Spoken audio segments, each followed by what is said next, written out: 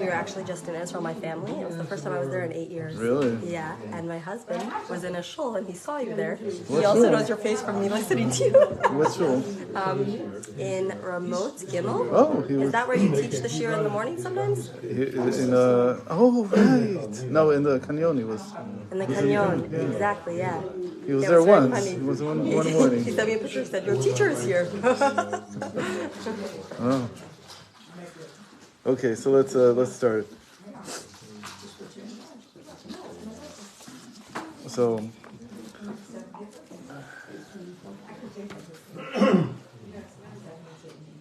we have two topics. One topic was what Rebbe came and asked to talk about Geula, and the second topic will be in preparation for Tu B'Shvat, and this week's parsha, Parashat Beshevat.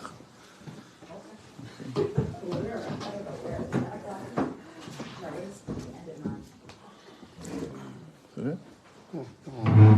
Oh, you have another one? Yeah. What's this one doing? This is for YouTube later. Okay, great. So maybe you'll share it with me. It'll probably come out better than the Facebook. Maybe. Okay. So, when you come from the outside, and it's the first time I've been in Crown Heights for Shabbos in a while, like 2 years, or something like that. But in general, this was a special Shabbos also, and it was felt throughout the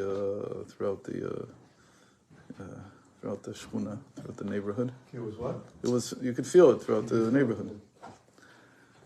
So I thought that it's important to know a general topic which relates to everything that I've heard here all the time. I hear it in Israel also, but not as much as I hear it here. In Israel, I hear it at a different level.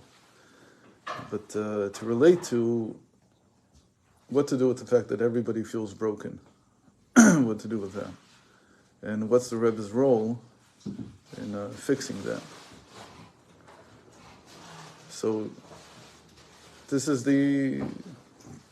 it seems to us like the problem of this generation. It's not this generation. It's every single generation people felt that they were broken. It's sort of like the question that scientists had to ask themselves after a while.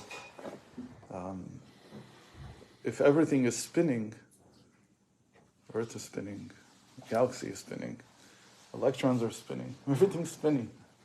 So maybe it's the other way around than what we thought. Until now, what they tried to find, why is it that everything is spinning? But then you suddenly come to the conclusion, wait a minute, maybe the normal state of things is to spin, and the chiddush is when something is not spinning. So really, in this world, after a while, you come to a conclusion that to be broken is the natural state of things. And if you're not broken, you have to explain why. What's wrong with you? Like, why are you not broken? You don't get it? You're not part of the scenery? So that seems to be the case. And we add to that it seems that our generation is especially broken. But when you think about it and you go backwards, every generation was broken in something. Everybody felt broken. So maybe it wasn't so individual. It wasn't so personal. But everybody felt broken. All the generations that were in the exile. So now there's this shift. Then instead of feeling that it's the golus that is making us broken, as a general state that we're all in, it's only became like that. It's more individual. That every individual feels that they're broken. So it's still golus, but it's a different feeling. But every generation before us also felt the same way, that everything is broken, and we're part of everything. And so like I said, if you're not broken, then you have to ask why not. And we'll talk about it. There are some people that are not broken. And they have a special role to play. So why is it that everything is broken? So the Arizal, he tried to give an answer. And here's a very important thought that I know is a little bit difficult to accept in the beginning. But even the Nasi of the generation, it takes them time to figure out what to do. And they're all responding to something. So it's well known, it's famous, that the Arizal was responding to the expulsion from Spain, 1492, the Inquisition. It was a terrible, terrible calamity. It was at levels that we can't even begin to understand. Most of Yiddishkeit, most of the Jewish world was in Spain at the time. And that was the center of Jewish life. And in the span of about 2-3 years, everything was shattered. And thousands and even hundreds of thousands were murdered, and millions were expelled. And some of them went to North Africa. That's what everybody's aware of as the North African communities, even though Jews had been living in North Africa for about 500 years before the 1492. So there were 2 mass immigrations into North Africa. One was in around the year 900. The other one was in the 1500s. And from the expulsion from Spain came what we know as Eastern European Jewry. Eastern European Jewry is really from Spain. It's not, and the place that they went to at first was Poland. And there's all these stories that Baal Shem Tov also talked about. The famous one is that they came to him once and said, the Poland was much bigger then. It included Ukraine and it included Belarusia. It included, it's called Congressional Poland, much, much bigger. And they complained to him that they were raising the taxes. And so he said that you have to pay these taxes. You're not going to get away from it. And why is it? Because when the Jews were expelled from Spain, there's no country that was willing to take them. The only country that was willing to take them was Poland. So they ended up, everybody in Poland. And again, that's White Russia and Ukraine, it's all included in Poland at the time. But there was a price. What was the price? He says that in Shemaim, the Tsar, the ministering angel of Poland, said, I want to exact a price from the Jews for this. How much is the price? So he said, okay, we're going to take a Cossack on his horse with the spear in his hand, and you have to cover him all the way up to the top of the spear with gold coins. That's the price. So he said, and we've been paying it since we came in the early 1500s, and so there's still what to pay. Why? Because they didn't have to. Nobody else wanted the Jews. And they took us in, so there's a price to pay. So it's a famous thing that after that, 1492, the Arizal was in the 1530s, 1530 through 33. And he, in a sense, was responding. The whole Kabbalah that he developed was a response to rebuild the nation after this terrible calamity of the Inquisition in 1492. So it's very important to know that it took him some years. It wasn't something that was automatic. He was born in about 1500, a few years after this all happened. And you could say it took him 30 years to figure out what does he want to do, what does he want to say. Now, he was less known. It wasn't like that right away this spread everywhere. But it did spread relatively quickly given that how difficult it was to spread these types of teachings. It wasn't like an easy teaching. It wasn't like the Rebbe who spoon-fed everyone. It's like it's something you have to work hard to understand. But his whole thesis is shvira v'tikun, is shattering and rebuilding and rectifying. And this comes as a response to this tremendous calamity. Later on, before we get to their result, to explain what the whole thing of shattering and rebuilding is. So later on, we had the Chmielnicki pogroms. It was this terrible, terrible time in 1648 and 1649. Tach v'tat it's called, and because of that we still say, every Shabbos we have a special prayer that we say, in memory of those communities that were destroyed. I think it was close to 1 million Jews were killed. And the Baal Shem Tov was born in 1698. And he, again, took him about 30, he revealed himself. He was told to reveal himself when he was 36. So there he already had 50 years after the pogroms, that he wasn't yet in the world.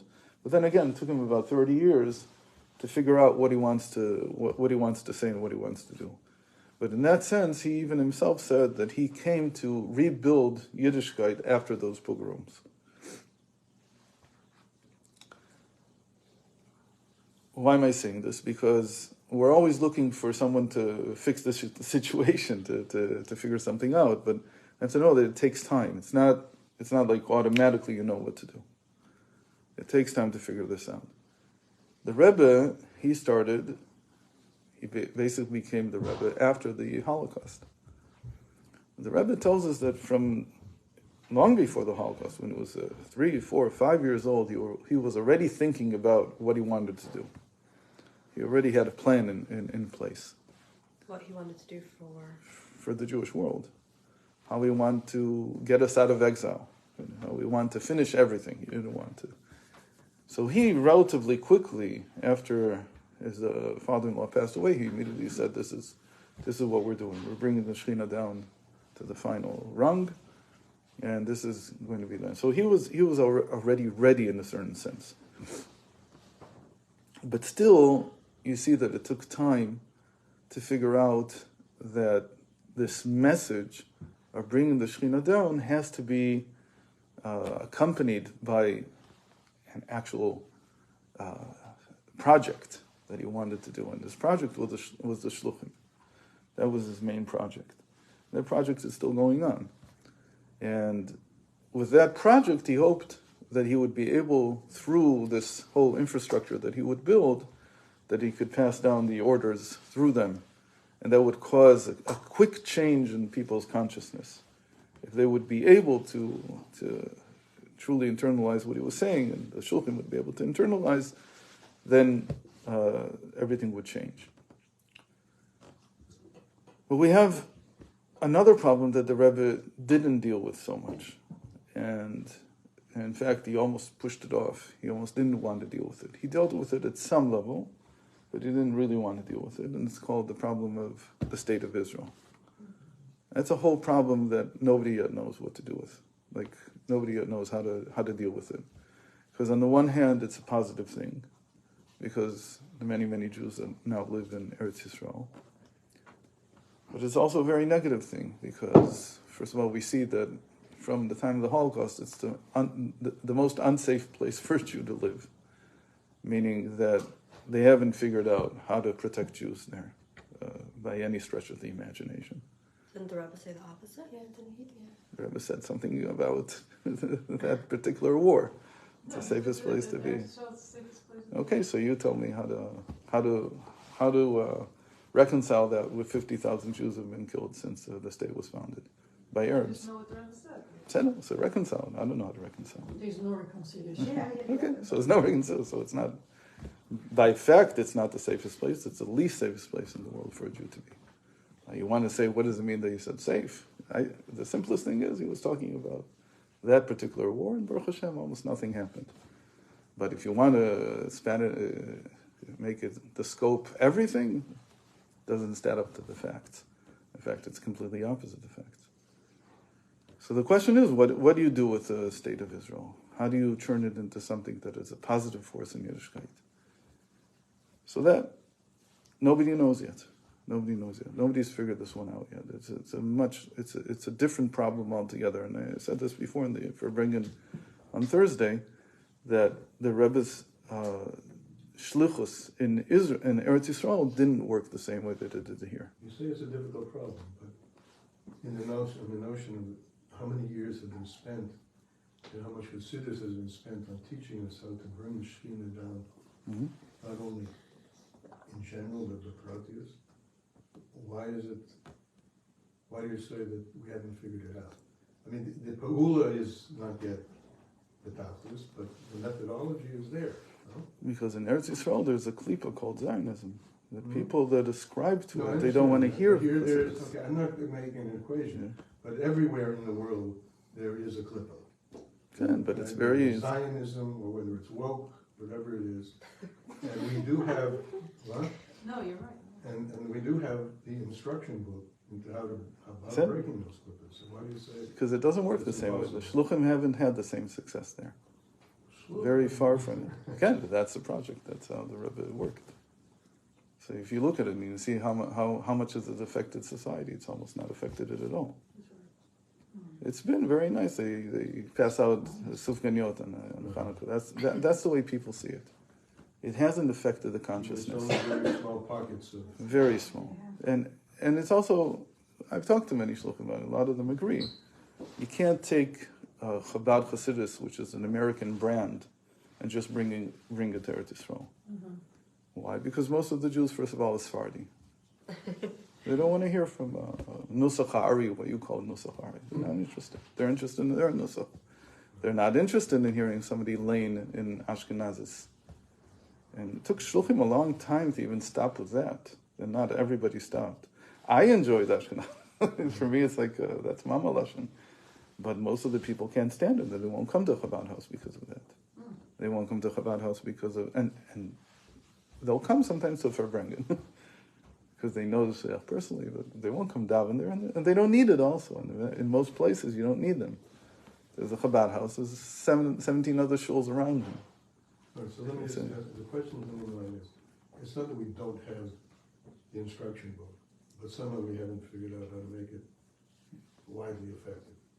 Is that it? I would say more than that. I think that the Rebbe didn't try the same way in Eretz Yisrael as he did here. What he did for Eretz Yisrael was he tried to make sure that there will be as much safety as possible, which means not giving away land to the Arabs, and not.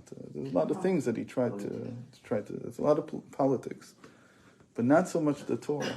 The Torah wasn't. The Torah is not yet successful. The person who's been successful more since then is Moshe Shilat. He's figured out how to get Chassidus into the front door, or at least the back door, of yeshivas and schools. He's getting them into schools so now. it's figuring out how to. Right, but it's coming a long time after. I mean, he's 30 years very after. interesting.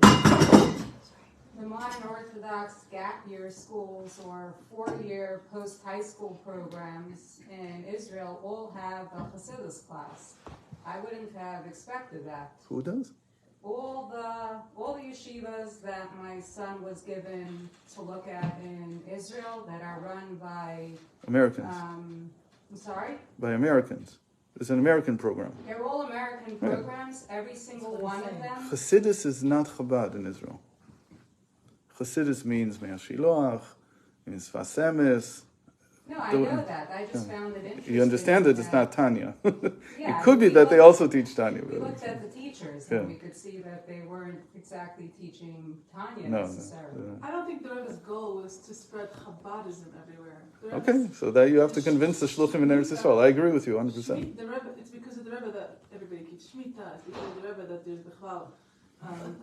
I don't think that's true. My mother grew up Israeli. So Yeah. she's 5th generation Israeli. Mhm. And back in the 70s when Harabi Shlita was like, the most popular, everybody wanted a Chabadnik and everybody loved the tanking. So it's not exactly as you say that, it didn't really affect, the community. The Rebbe's effect is palpable in Israel. The fact that the Rebbe didn't turn everybody into Lubavitchers, that's okay. I don't think the Rebbe ever wanted No, to do that's that. that's not what I'm talking about. This Hasidus is being learned. The Chassidus is being learned Shemitah is now. Shemitah is now connected all to the Rebbe. I don't know why you think it is. But The Rebbe made a big Shemitah is story. from he made a big storm, but Shemitah is being kept because of a number of organizations. Chabad is not involved at all in Shemitah. Ada is involved. The Dati Leumi are involved. There's a lot of people. There's no, first of all, because there's no Chabad agricultural settlement even, what they used to Very have. quietly, the Rebbe's influence infiltrated. So, very quietly is a lot of things, but Well, I very think quietly you that- say everything. I think that the shluchim in Israel are very different than the shluchim in the U.S. and worldwide. And I think that the shluchim in the U.S. and worldwide are more pliable towards the secular world and the shluchim in Israel, I see how they wouldn't reach the secular Jews. But I would argue that it's different. They're the same as the shluchim here, but here they're more open, not because they're more pliable, but because it fits. You can take Chabad and it fits for American Jewry. You can take Chabad and it fits for Austrian Jewry. You can take it and it fits. Yeah, but when you run into a brick wall, American shliach and send them to Israel, and they might be more effective with secular Israelis than the... Right. And there are a few guys like that in Tel Aviv now, who are Americans, but they only cater usually to the Americans. Wait, hold on. But this was a... Before we get all sidetracked into this we whole are thing, I don't think it's interesting at all. But I just want to say, what's the point? You don't think it's Let's say interesting? it's true. No, I don't think it's interesting to figure out, is it true? I just let's say it's true. What's the point? What is the point we're getting to say to the it? point. That's what I want to know. I don't care about all the. Fine, but we're I spoke to them. So actually, once at one point I spoke. They didn't care about Israel like that. What? You didn't say it. I didn't say that at all. You didn't say it. Didn't you? I said it was...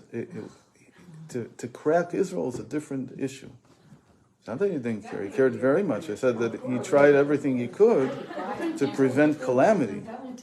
But to change it is a whole different story. Changing it is very, very different. And first, and like I said, the main thing is you can't be Ashkenazic. You can't. You have to be a Sephardi. A few years ago, I spoke to the Amshinav Rebbe. I was asking him about doing kiruv and how to go about it.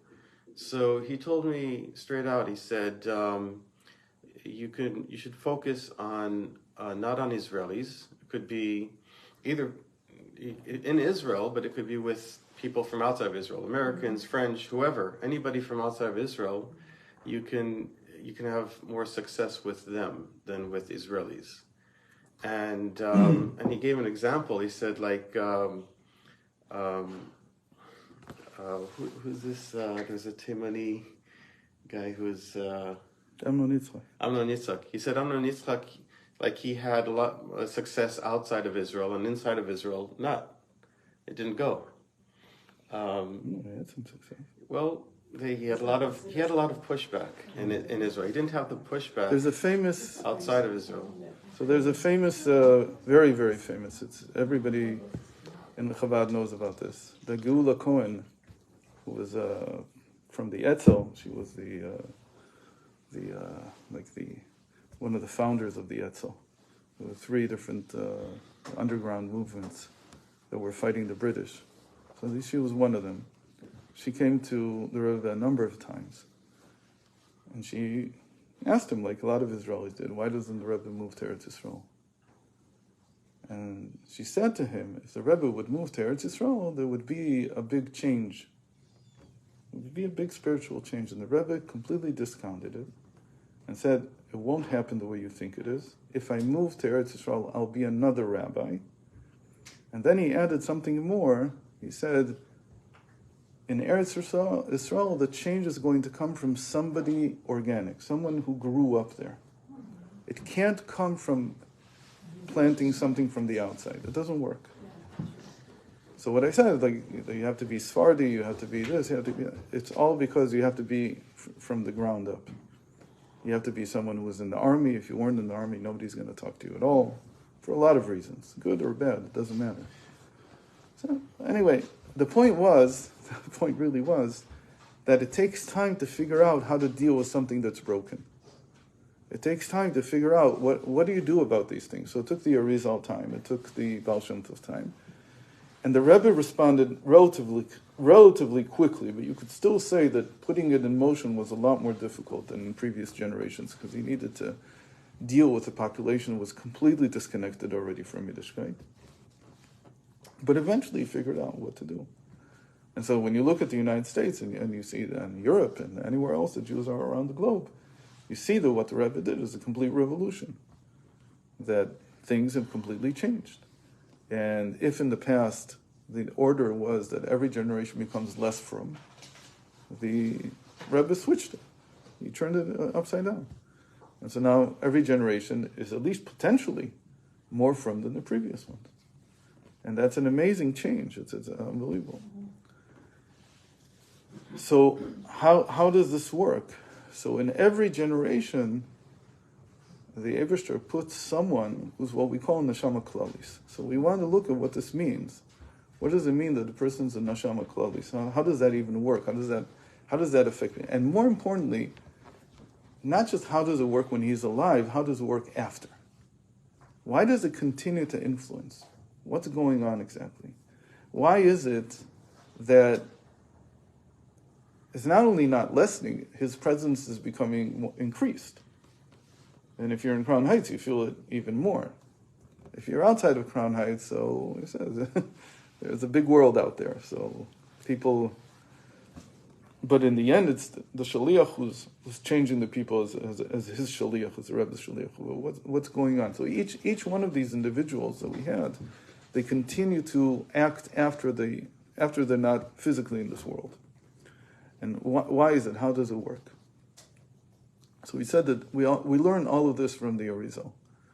It was really the archetype of building a system for what happens when something shatters and it has to be rebuilt. So we all know that in the Arizal, this is common knowledge, not very difficult. There's 7 kings who shattered the world of chaos, the world of Tohu, and it shatters, and then it has to be rebuilt. And he has, and in general, famous from the Rebbe Morash, that is his daily shir in Eitz Chaim, in the Rizal's main work, he used to call a Musar shir. Why is it a Musar shir? Because it deals with the 7 emotive faculties, from Chesed down to Malchus. So the midos, we call them the midos, the character traits, and you're rebuilding them. That's what Musar is about. Musar is about, it's always been, that you want to build character in a person. So you're rebuilding who this person is, and you're building it step by step. So everything that the Arizal does is, here's what happened, it's all broke, and now we have to rebuild it somehow. So that's the simple story. Now when you get into the deeper writings of the Arizal, so then there comes a whole question. This shattering that you're talking about, is it a general shattering? The simplest way that someone would understand this is that when God created the world, this is the simple understanding that people understand, Hashem created the world, and somewhere within the process of creation, everything shattered. Mm-hmm. Then he had a world we call the world of Nikudim, the world of the lights of the eyes, and that shattered. And it's a general statement. So what has that got to do with me? Probably not much. That would be like a feeling that the fact that we're all in exile, we're all in Golus, okay, so we're suffering from that. But, so that's the first, that's the pshat that people understand in the beginning. But then you got to learn a little bit more, and you see that, wait a minute, the whole process of creation that the Arizal is talking about is not coming to give us just a different picture of Bereshis. It's not just coming to tell us how creation happened. What he's saying is that in the formation and the creation of every person, there is this process. Okay? So that's when you develop a little bit further. But then, they can be like the Rashash, who's the greatest teacher of the Arizal after him. But he says he's a reincarnation of the Arizal. Shalom Sharabi. So the Shemesh. And he says it's more complex than that. When Rav Chaim Vital started learning by the Arizal, he understood that it was a general thing, and then after the Arizal passed away and he started to go deeper into it, he began to understand that this can't only be a general thing. It has to be in the particulars also. What does that mean? So I said it like in every individual. Rav Chaim Vital would never talk like that. He would never say in an individual. He doesn't talk about an individual. But he would say, like in every generation. Every generation has a world that it's given, and that world is shattered also.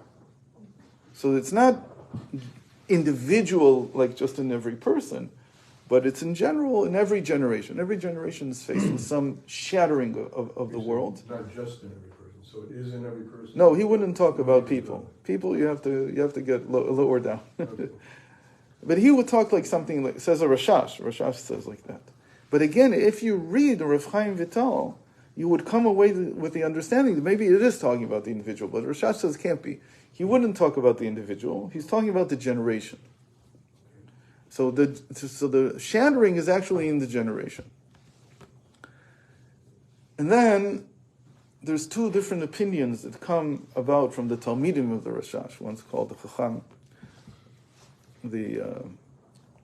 What's his name? No, I forgot his name. The other one is Shem and Sasson. No, the first one is Torat Chacham. Torat Chacham. He's from Tunisia. He was a great Talmud of his, and the Shem and Sasson is later. He's about 150 years ago. He's already from Yerushalayim, if I'm not mistaken, or Iraqi, I don't remember. And they give two different readings of the Rashash himself. What does it mean that every generation has some kind of shattering like this?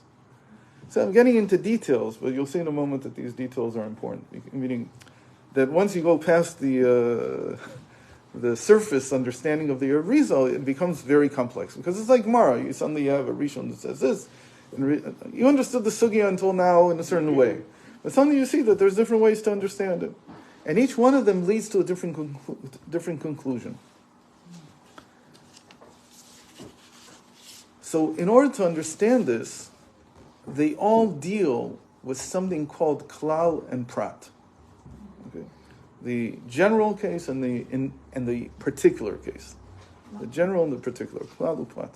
Clal would be like a general principle, and a Prat would be some particular instance that you derive from the general principle. Today, when you talk about Clal and Prat, so, for instance, let's take the difference between the United States and Israel. Okay? The United States, what are Jews? Are they a Clal or a Prat? What do you say? Are they general or are they particular? Wow, I think. Oh, When the Rebbe started, what were all the Jews here? Prat. There's no question. That there was no general principle, there were no communities yet. There always were communities, and again, I'm not saying that there wasn't anything at all, but what we have today didn't exist. Now, to say that there's really a general principle here today, so the OU didn't make that yet, and the RCA didn't make that yet, and the only thing that comes close to that is Chabad. That because even when all the RCA rabbis come together, they don't really come together under a single banner. They come because we have to be unionized in a certain sense in order to work better together. When all the OU rabbis come together, it's the same thing. But when the shluchim come together, they come in to say, we have one flag. Like we're all representing the same shita. We're all representing the same thing. Now, obviously, people interpret things differently. That's not the end of the world. But in the end, they subscribe to the same shita. So the Rebbe was trying to take the prat, the particulars, the people who are individuals, and recombine them into a unity, into some kind of klal. Now, where it is exactly on the span from prat to klal, I don't know. But it's definitely moving in the right direction. And is it going to splinter again? Hopefully not. Hopefully there's no reason for it to splinter. Meaning, as long as the shluchim that go out, they still feel connected to the source, so there shouldn't be a splintering. It shouldn't become like kilot. It's not like every kilo will do something different. Even if they do, there will still be a feeling that we belong to the same project. We're still in the same playing field.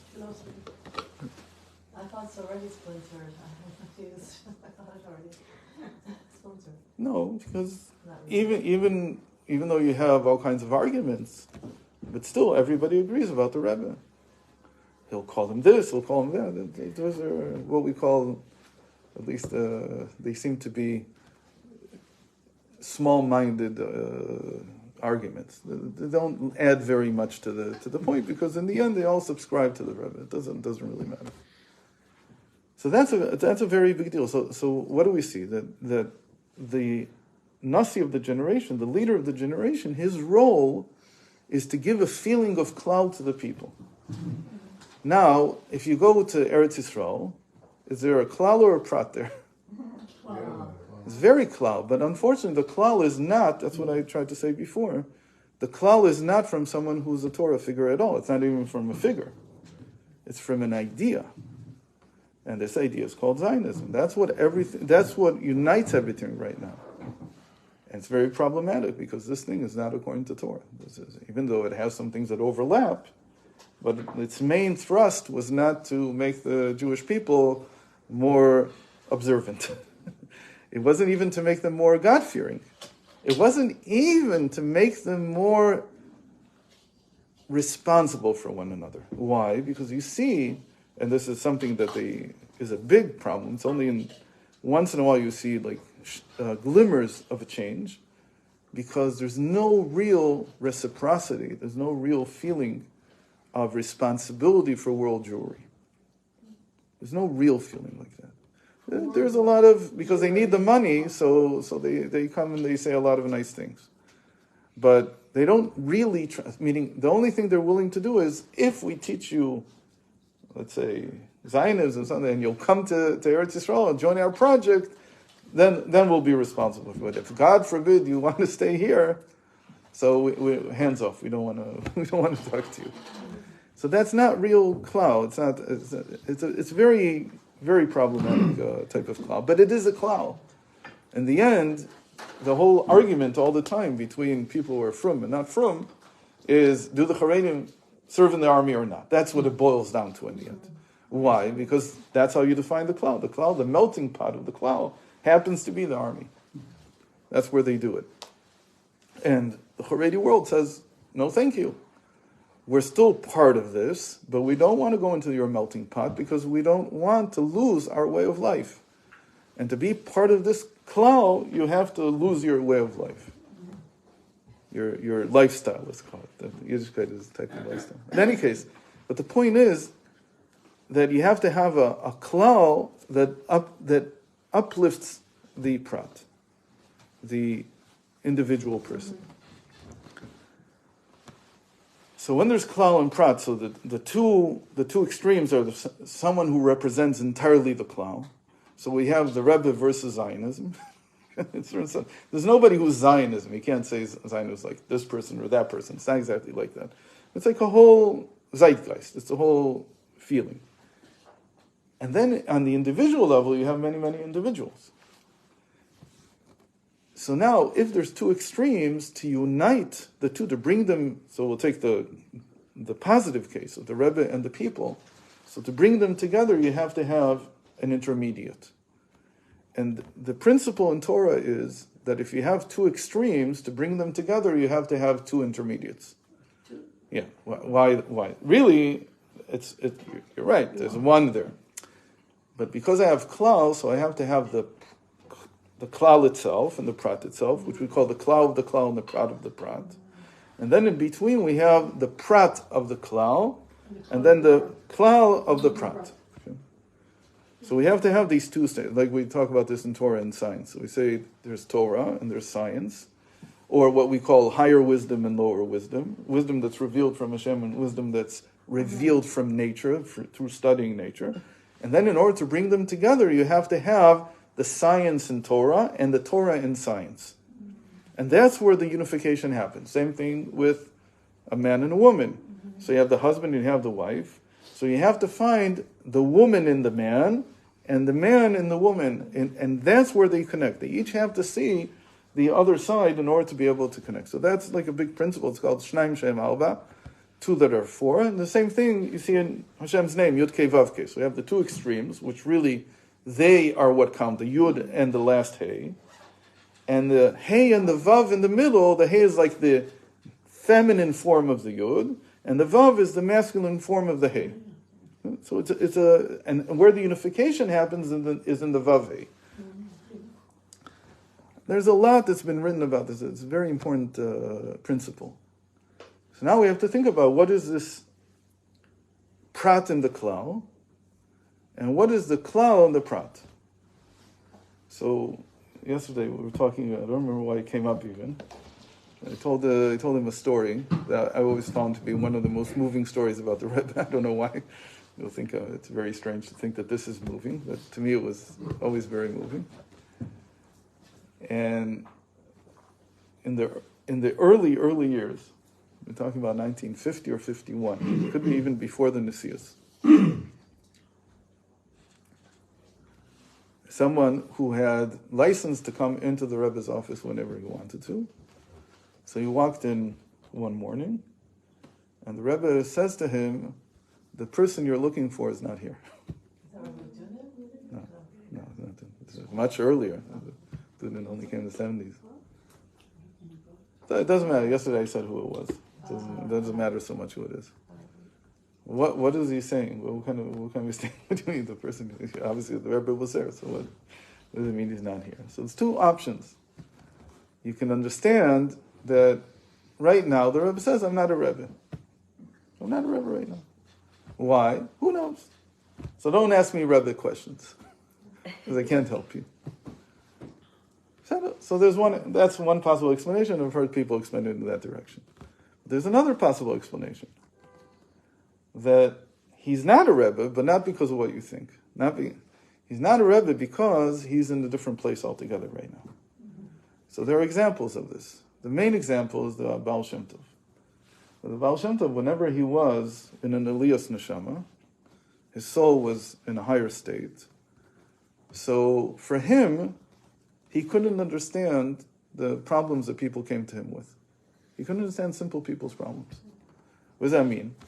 In the Arizal's terms, it means that he doesn't understand the Shvira. He doesn't understand the shattering. He's above the shattering. Right now, he's not there at all. And he had to ask Hashem for a special matana, a special gift that he would give him, that even when he's up there, he could understand what people were saying down here. Steinsaltz once told me that not just me, he used to repeat this a lot, it just happens to be, he also told me privately once, but that the Chiddush about the Rebbe wasn't, he says people don't understand, they think the Chiddush about the Rebbe was that it was so spiritual. He says, no, the Chiddush about the Rebbe was that regardless of how spiritual he was, he also understood exactly what people were talking about. And the example he gave, I think, is one of the most shocking and best examples. He said that imagine that you're at home and your 5-year-old daughter comes to you and says, my collection of napkins is ruined. Some water dripped on it, whatever. So what do you say? So you said, oh, you're a father, so you show that you care, but do you really understand what she wants? You don't understand what you want. It's a collection of napkins. I care about a collection of napkins. It's like a stamp collection, but it's like... So a stamp collection maybe is worth something, but collection of napkins. It's just because you're collecting it. Right. The only value is because you're collecting it. So he said, people come to the Rebbe and they say, my collection of napkins has been torn up. Right. What's the napkins? Multicolored. In America, they only have one color, but in Israel, they have a lot of colors. Money. So somebody tore up my napkins. So that's what he looks at it like. What has this got to do with any? Why are you troubling me with these silly questions? It's like, but no, he took it seriously. He understood what it meant to feel that your money was torn up, even though it's just napkins for him. He says that ability, that's the ability to be in Welt, Oiswelt at the same time. There's a famous story from Reb Zusha that somebody came to the Maggid and really had terrible trouble in his life. And the Maggid sent him to Reb Zusha. He says, I don't understand it. The question he asked was, how can I still say, Atov Amitiv? How can a person in this world, we have to accept that everything is good from Hashem. So how can we say that? He said, I don't know. You have to go to the Zusha. So he went to Zusha, and he sees Zusha lives in a wreck of a house, doesn't have anything. And he asks him his question. And Zusha says, I have no idea why the Maggid sent you to me. Because Hashem has never done anything negative to me. I've never suffered. Which was obviously not true. I mean, you saw where he is. What do you mean you haven't suffered? Look at how you're living. Zusha was not a Rebbe. Even though you can make him into a Rebbe if you want, but he wasn't a Rebbe. He didn't have a oilim. He didn't do that. But he understood at that moment from the Maggid that he expected him now to act like a Rebbe. And how does a Rebbe act? The Rebbe has to be above everything. Someone has to give you the feeling that even though he understands to some extent, you're not completely nuts, but there's a place that's way above all this. You have to get a feeling like that. Someone has to give you that feeling. That's what a Rebbe does. When you say that the Rebbe lifts you up, what the Rebbe gives you is a sense that there's a place that's above the shattering. There's a place where nothing ever shattered. So, who's the classic example? The classic example is Rashbi. The Alter Rebbe says that Rashbi never felt the Churban, even though he was in the generation of the Churban. He was a very young child, but he saw it. But he says that for him, the bias was never destroyed. This is a big question. So what did he do on Tisha B'Av? Did he fast or didn't he fast? Huh? So the answer is that you can't be a Jew without fasting, because, what do you mean? You don't feel, it says if you don't feel the pain of the Churban, then you won't see the rebuilding of Yerushalayim. You won't see the rebuilding of the, you have to be immersed and subsumed within the same thing that everybody else is feeling. But that's called small-mindedness for a Rebbe. Meaning, if the Rebbe has to come down and be in touch with your feelings, so that for him, he has to be mitzamtzim himself. Is in the feeling of the Churban. But Rashbi, he's the exception to the rule. And the Rebbe is also the exception to the rule. It doesn't mean that he didn't come down anyway. So the way I understand the story, the other way to understand it, is that when this person came into the Rebbe said, the person you're looking for isn't here. He meant, I'm not now in a state of tzimtzum. I can't hear your problem. Because if you tell me your problem now, I won't be able to hear it. I won't understand what it is. Because now I'm in a state that's above the shvira altogether. I'm completely above it. And that, by the way, is the end game of everything. That everybody rises to that state. Right? That's what the Rebbe wants. He wants to lift everyone up to where he is.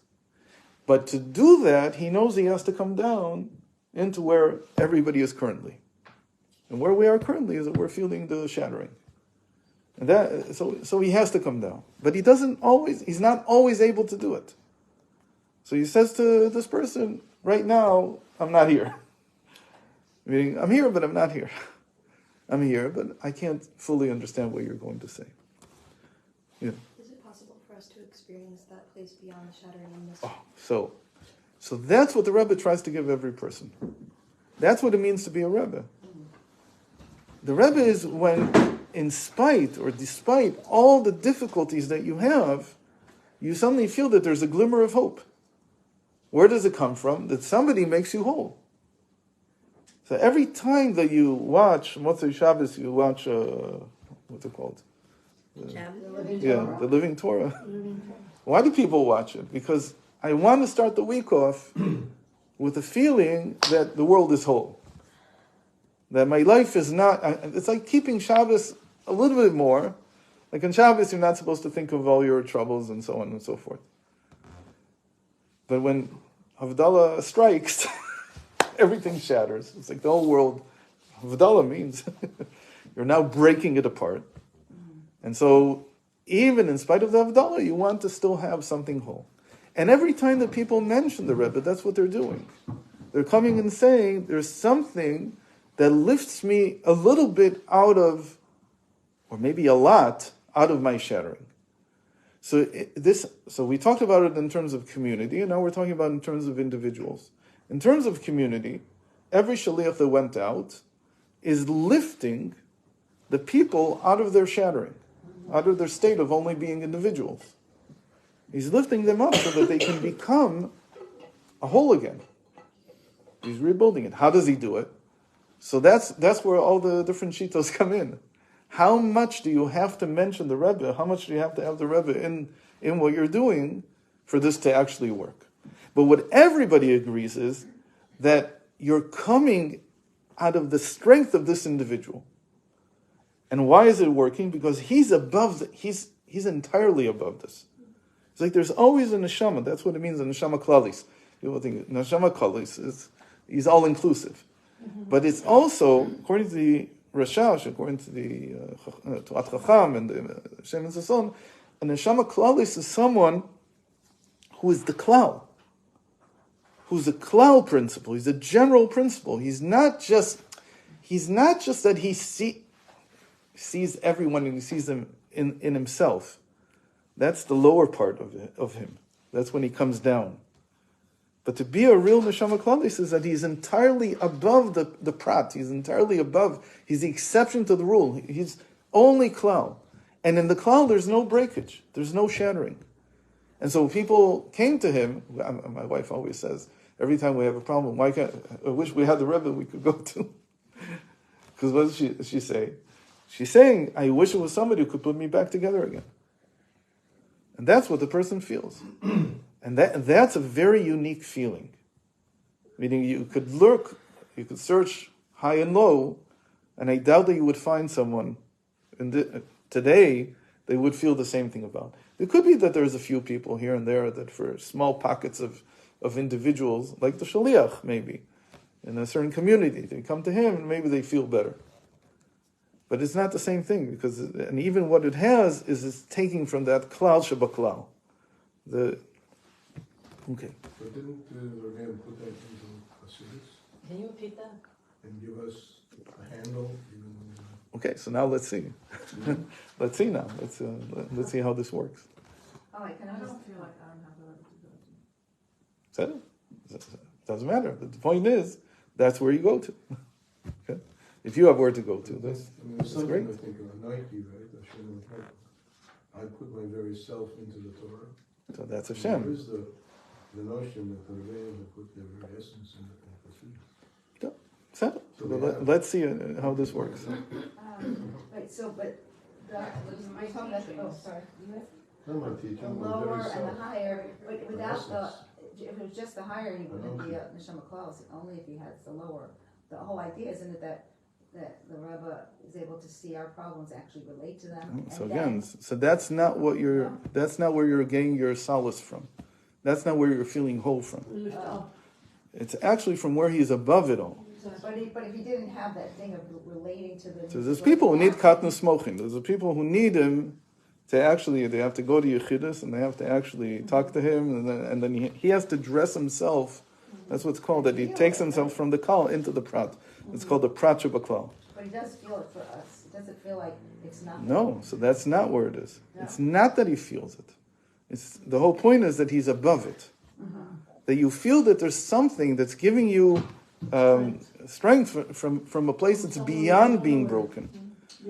And that's also you. You also have it in yourself. It's just that he awakens that.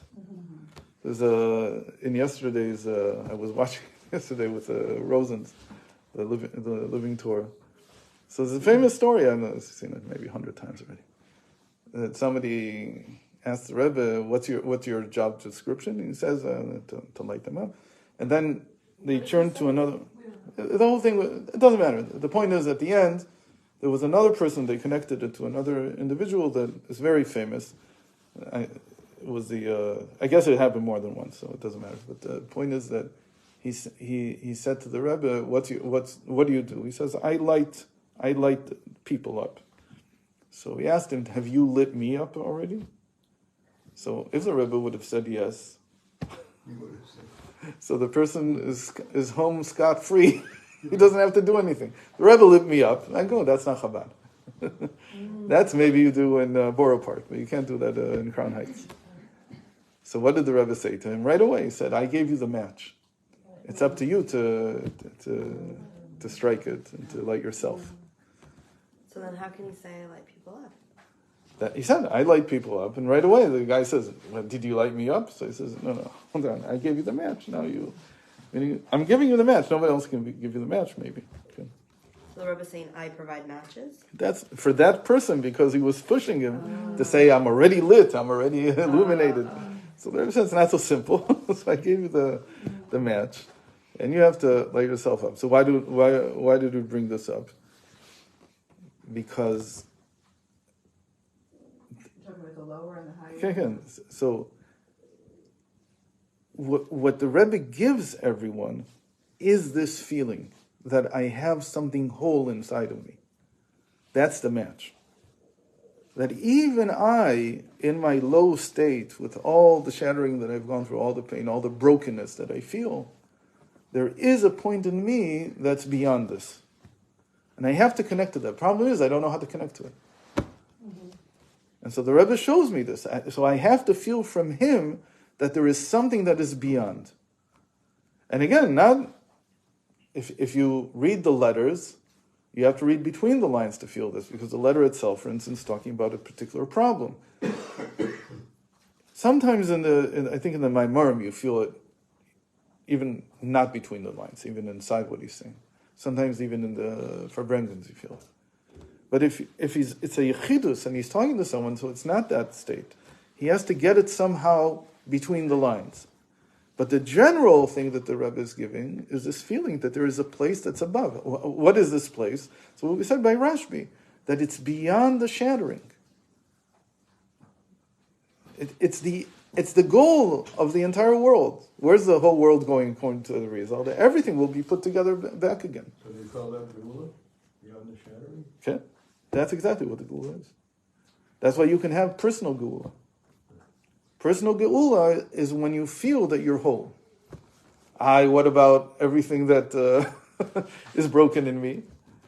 So the Rebbe also knows that there's things that are broken. But if you can connect to that place where you and the Rebbe are connected, that is beyond the shattering, then that unfortunately for you, for me, it's very transient. It's very hard to stay there. At least on Shabbos, we should have more of it. It's not. When I was down in 770, I heard someone. I tried to do what the Baal Shem Tov says. Everything you hear, you should learn something from. So somebody said to someone else, "Why are you reminding me about my troubles on Shabbos?"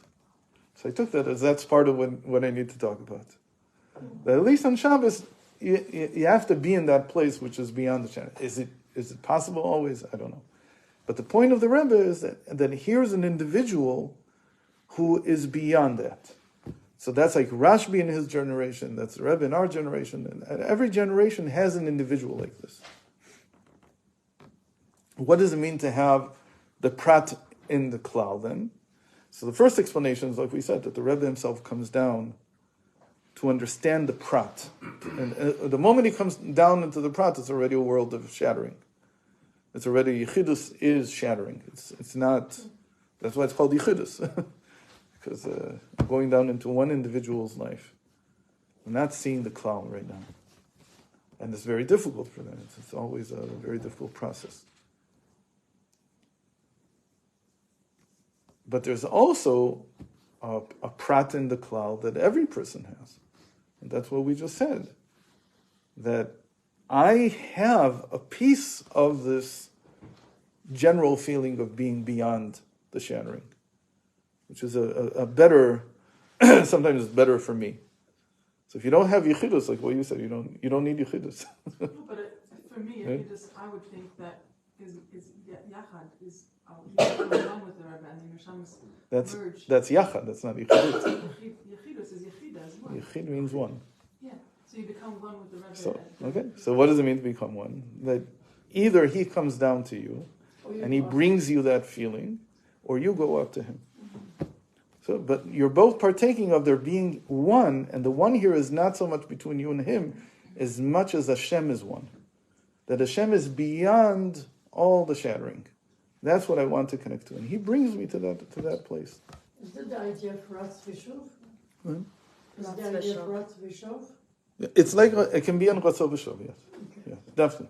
Even within the Yichudus, it could be, if somebody was Ochet to have a Yichudus, it could be that they went through that process. Because also if we find each one our own Geula, we won't be waiting for the Mashiach.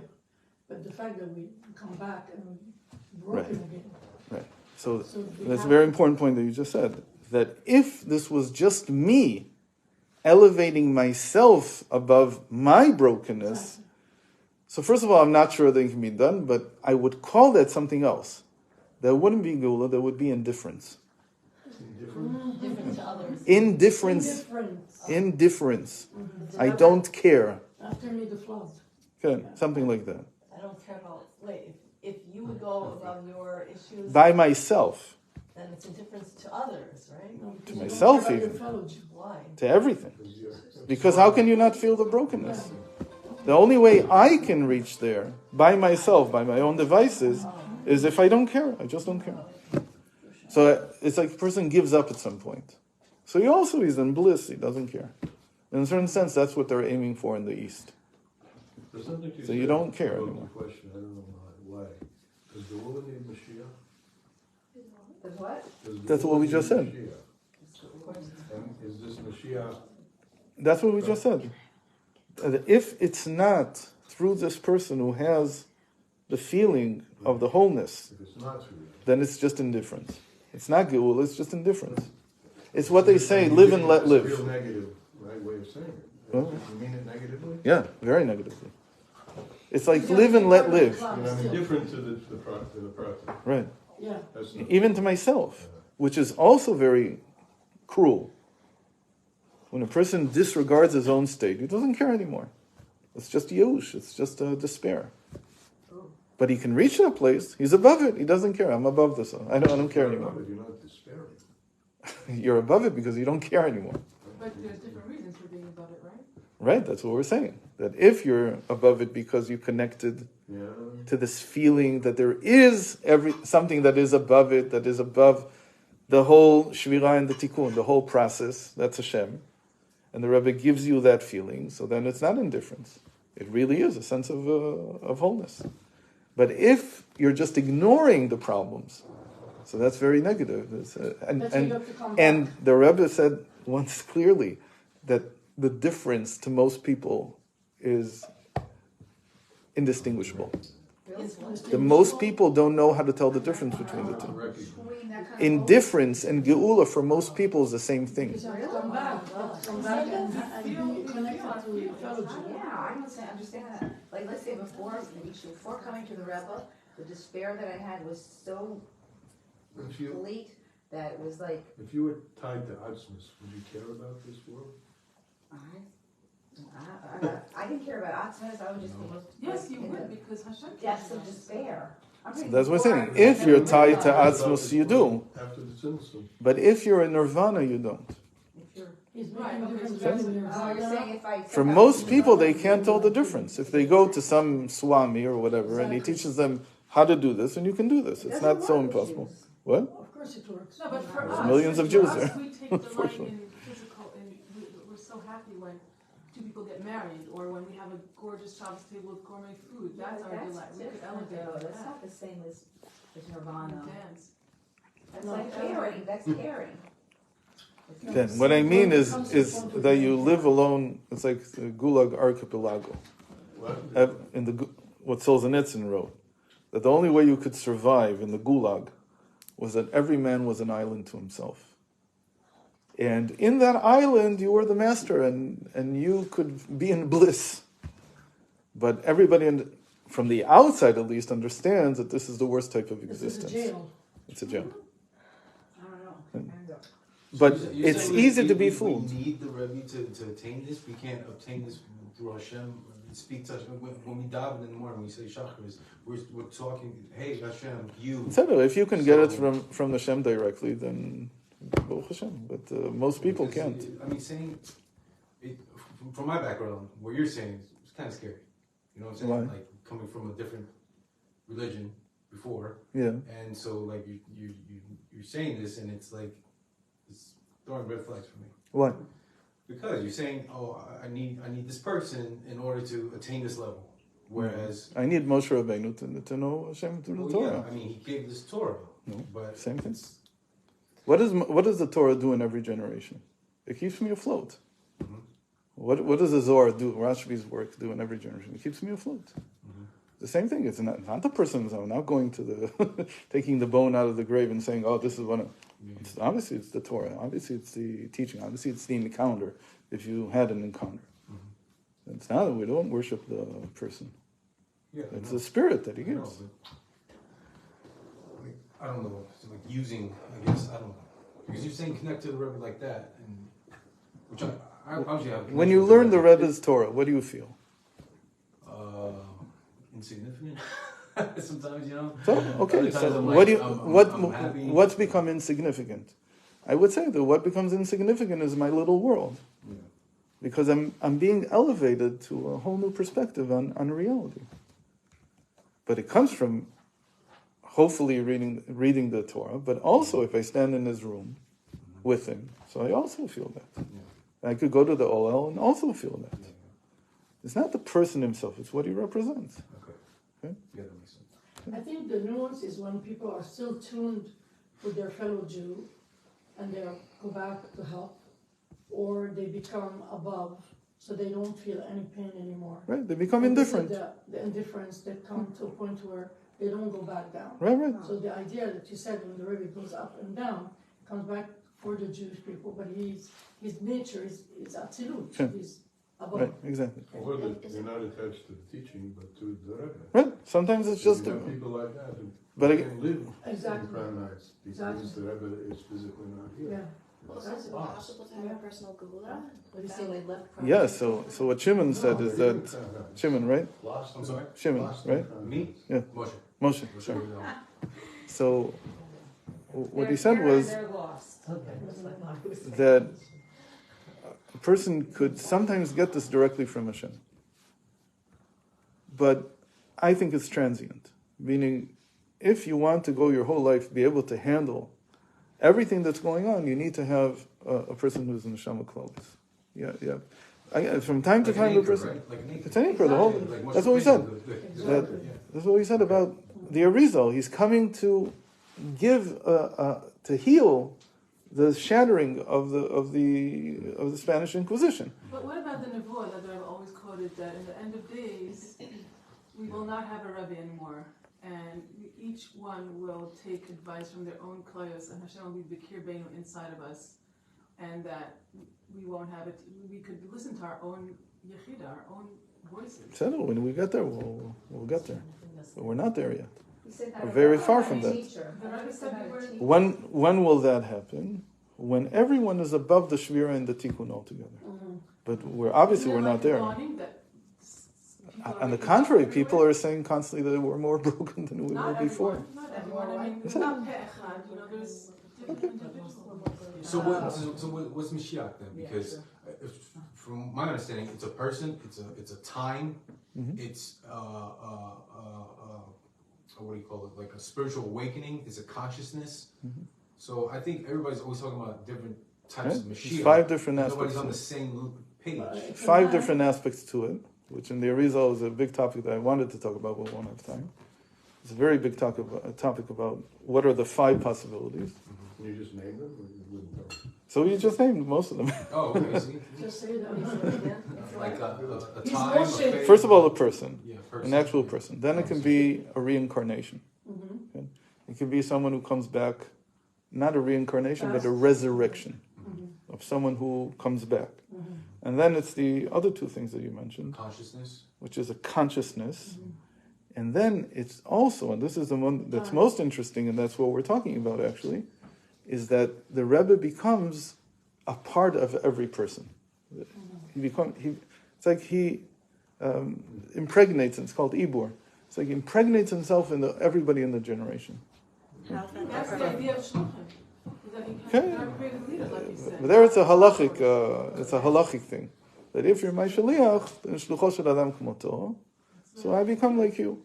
How's that different? For an individual like us, Shpia is not the same we thing. work at Kodesh, or we're going to consult on, for us when we want consult the Rebbe. So that's something that people learn from the Rashab. I think the It's a Rebbe different pushes idea. towards the consciousness. of Again, so some people feel is pushing me towards the consciousness, especially, and some people feel that he's meaning just my consciousness, like what you asked. Could I get there by myself? Some people feel that no, it has to be through the Rebbe. Some people say it has to be a living person. The whole reason here is because Hashem is multifaceted, and everything is one in the end. But these are the highest levels of the Rizal's writing. It's called the 5 doubts in the Radla, in the Reisha Deloy Daviloi Tida. Rabbi Ginsburg probably spoke about this many times here. Each time it's a chiddush because it's such an astounding idea that there can be different options. But again, I don't want to. I'm talking about just one option, which is the simplest one in my opinion. It's the one that people felt when he was alive, and that people feel very much, I think, today. Especially here, that's the feeling that I got now with this Shabbos. I'm just talking from my own experience, and the experience was that the same thing that happened to me when I started learning the Farbrengens, the Itvaduyot, the Torah Menachem. I felt here even just walking down the street. Like even without reading Farbrengen, because it's like here, it's very pronounced. Of course, that It gives us nachas. We're so in it that we Feel it. yes, that's what I started with. I said that when you come from afar, then you can feel something that other people may feel for granted. We can take for granted. But the thing about Igor, is that what you mean when you say you walk around and you feel people? Does that mean because the Rebbe implanted himself in every single Jew all around the entire world, or that's a different thing? Ibor is more than that. Ibor is that the part of, it's like it says in the Tanya in chapter 15, that part of a tzaddik comes into you. So is that's what's going to happen? No, that's one of the options. So some people who are like that right They're now. not all going to happen? There are some people who are like that right now. Like Pop Ginsburg, I would say. I think it happens. That's my with understanding everybody. of it. I think it's not one. Oh, this is Okay, that's it's what we just everybody said. to how, Right, how right. Hashem designed them. Right. Okay, see that makes a lot more Said sense. it. Absolutely. What you're saying, they all have to What happen? did you understand from what he was saying? Something different? What he said, what I'm gathering is that all these different phases. I was of talking Mashiach, about these one in different- specific. different things about Mashiach and how Mashiach is and what it is as a person, as a phase, as a time, as a consciousness. It comes to each Differently. individual Jew different, based on how Hashem created that neshama to receive But in the Mashiach. end, we're not going to all feel the same thing. We're all going to feel different. That's really interesting. Yeah, because we're different people. So we're gonna have Mashiach in us, but we're not gonna know what It'll be your Mashiach. No, I think at the end it'll be one because Hashem is At the one. end, who's going to really not catch it? But right now, we have to No, go with because what your he said. hand doesn't feel the same as your foot, and we all are. You can be in my Mashiach. but So, it'll be- obviously, when the Rebbe was alive, so it's very clear to people this option. Exactly. Here's a person. The moment that He's not here. so suddenly different options It becomes open up. front. Because now you're in a world of suffix, you don't know exactly. But in the particular option that you feel, you should have a lot of certainty. The suffix is Shvira. Something happened to it. Hold on. Something happened. Oh, it's just a connection. Okay. Yeah, it's back. Okay. So we did the Prat Sheba Clal. Now we need to understand the Clal Sheba Prat. There's another thing called, because we said there have to be two intermediates to connect it. So what is a Clal Sheba Prat? So one example of Clal Sheba Prat is that when you daven, maybe that's what Moshe meant. Sometimes when you daven, like the Friedrich Rebbe said, if you don't have a minion, how should you daven? With all 10 powers of the soul. It says that becomes, within you, it's like you suddenly get a Clal. You suddenly have a minion. How is that? Okay, so that requires work, but that's saying that even in the Prat, even in a single individual, there can be a state like that. That I can reach like being a Clal in myself, like a self-contained Clal. But there's another thing, because we said the whole thing is that it lifts you. So, in the introduction to the second part of the Tanya, it's called Chinuch Katan. So there he explains, Chanoch lanar al pi darko gam skin le'isur mimena. So that when you learn properly as a young person, it holds you up as you go through life's difficulties. What does it mean that you learn properly? That somebody gave you, this would be like the work of a mashpia or the Rebbe himself, that somebody gave you within yourself that feeling, and you can bring it up every time you need it. So that's called. So then, feeling? the feeling of the Clal, but it's in you now. It's not that you have to walk in Crown Heights, and it's not that you have to open up a book, and it's not that you have to go to the oil. It's none of these things. It's the Clal inside the Prat.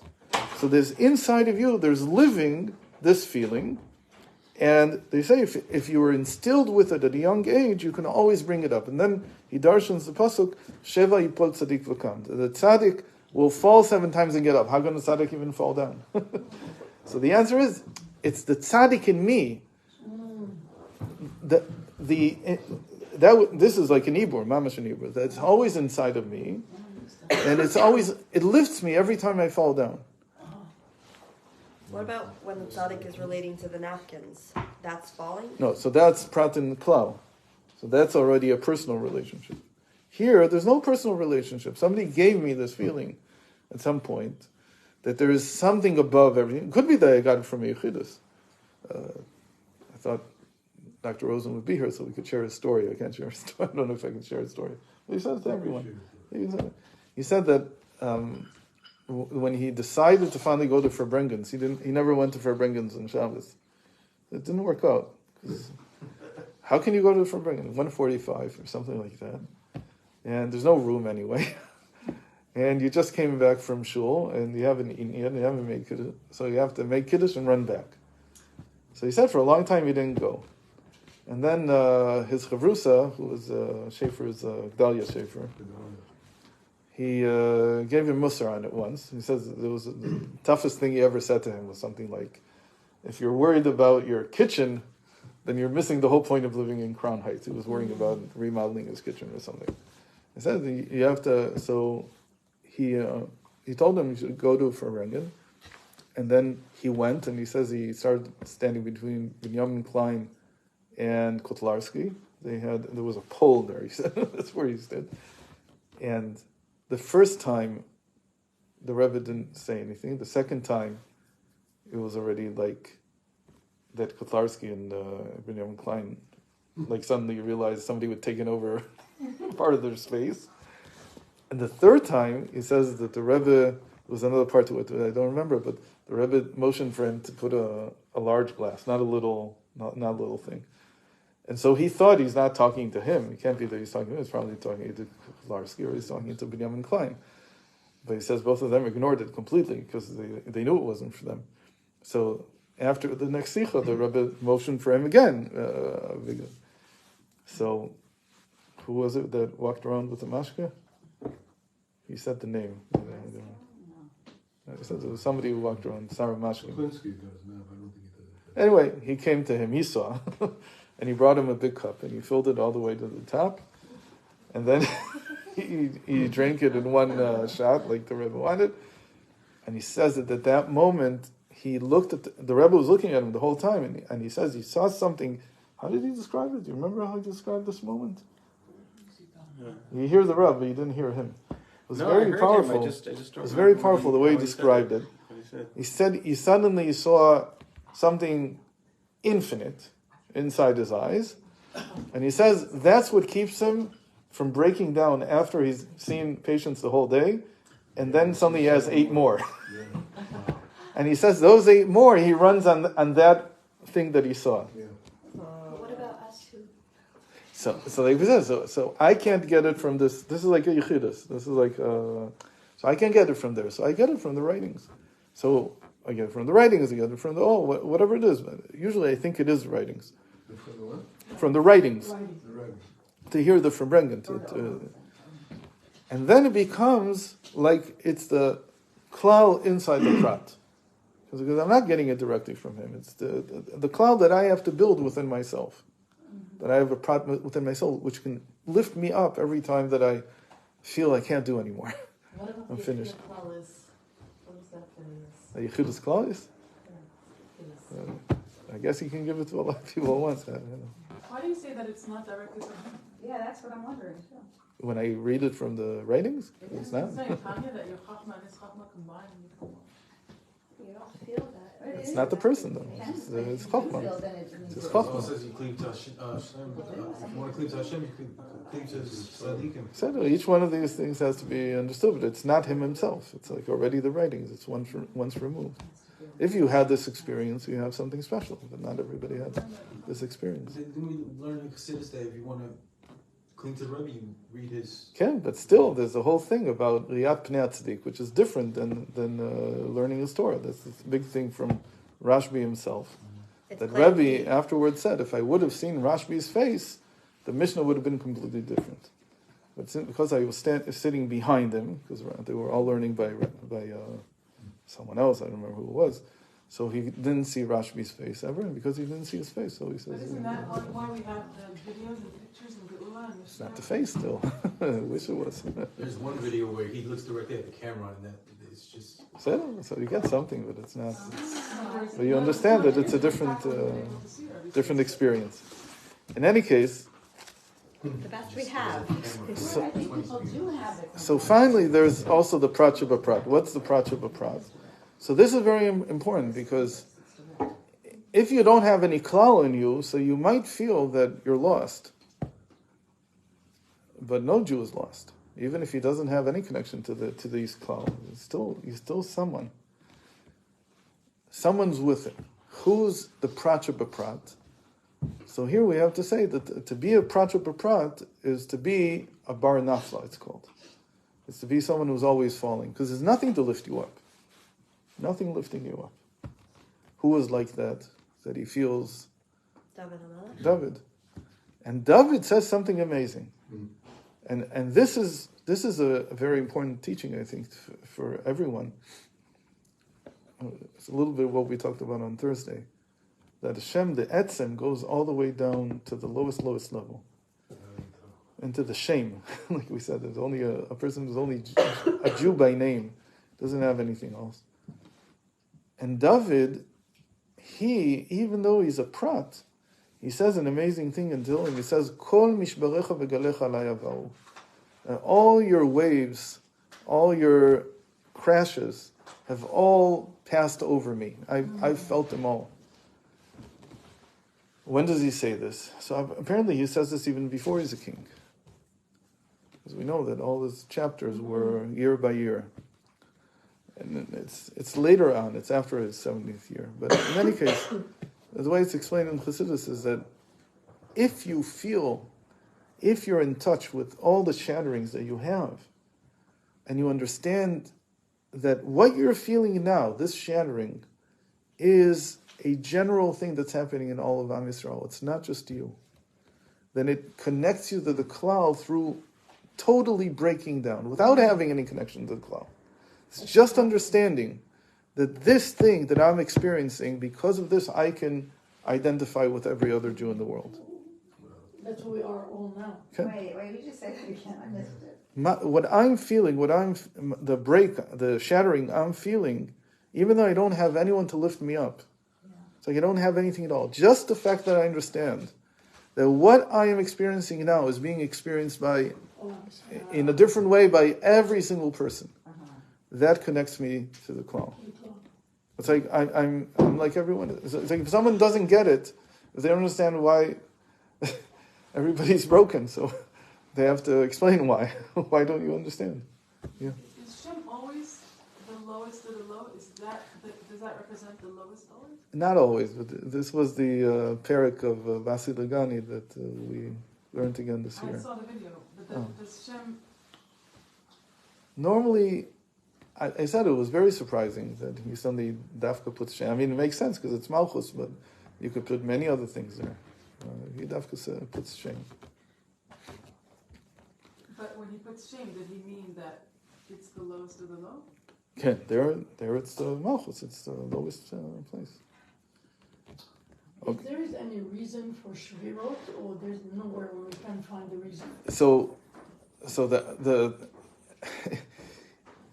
the Arizal says it's because each one said Anaim Loch, meaning I will be the king, I will be sovereign. In Chassidus, it's interpreted as meaning that every individual feels that they're the master of the universe. It's ego. That's the reason for all the It's all about our own grandiosity. Okay. And the word shever in Hebrew, we know shever in Mitzrayim. There's shever. What does shever there mean? It doesn't mean there's a breakage in Mitzrayim. It's a shattering in Mitzrayim.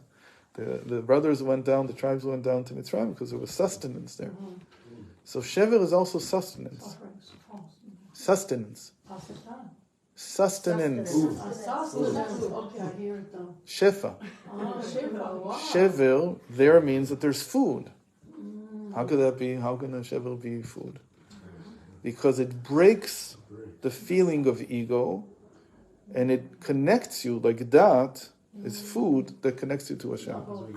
Because you're in need to ask for Right? Say we break bread.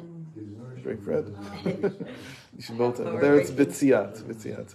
I feel like that because you are a teacher and a lot of people here, you're their personal teacher, that I want you to clarify more. The Rebbe said Neshama Clal, then that means that even if he's not here physically, you are his chassid and he is directly connecting to you without seeing his face. And if I saw his face and someone else didn't, means I needed that for my connection, but someone else who didn't must not need it, but they still are directly connected with whatever they do. Because otherwise it's going to make people feel like, well, I didn't see the Rebbe, that means that then I don't really have that direct connection. It's not true. Well, you didn't see Moshe Rabbeinu. Are you connected to Moshe Rabbeinu? This is the reason that videotapes were invented for me. My son is so much more connected than me, and he never saw the Rebbe. He's named Menachem Mendel, but still, he did see the Rebbe. He did see. But he did. He sees it inside of him. I don't know. Look at pictures, and I don't. We're discounting pictures like it doesn't. They don't matter, but they do matter. Why is he the only Rebbe that lets himself be? No, we have pictures of the Friediger Rebbe also. We had an hour with the Rebbe. An hour hour with the Rebbe last night. It was packed. An hour with the Rebbe. Right, I know. And that's what I'm trying to say. What were they with? A video. I know. That's what I'm saying. That's why the Rebbe let himself be videoed and all that. He didn't let himself. The video was created, so the mic, the video, the whole radio was created. What about before when they didn't have any video? This is video for Rebbe. You know, a lot of the parties we grew up with the idea of there is it's magical. always an intermediary that you can go You know to. what the Rebbe said about the secret camera that caught Barry Ferrari? He said by a nace. He said we caught the person through a nace. He called the camera a nace. Oh wow. So in any case, the picture of someone relative to the person himself is very much removed. It's like Shem. It's like just a name. It's by name. It's not the thing itself. But in any case, it acts what it acts. So all this was the first part. So maybe we'll sing a little and. We've got the movie. What else do we need? Food.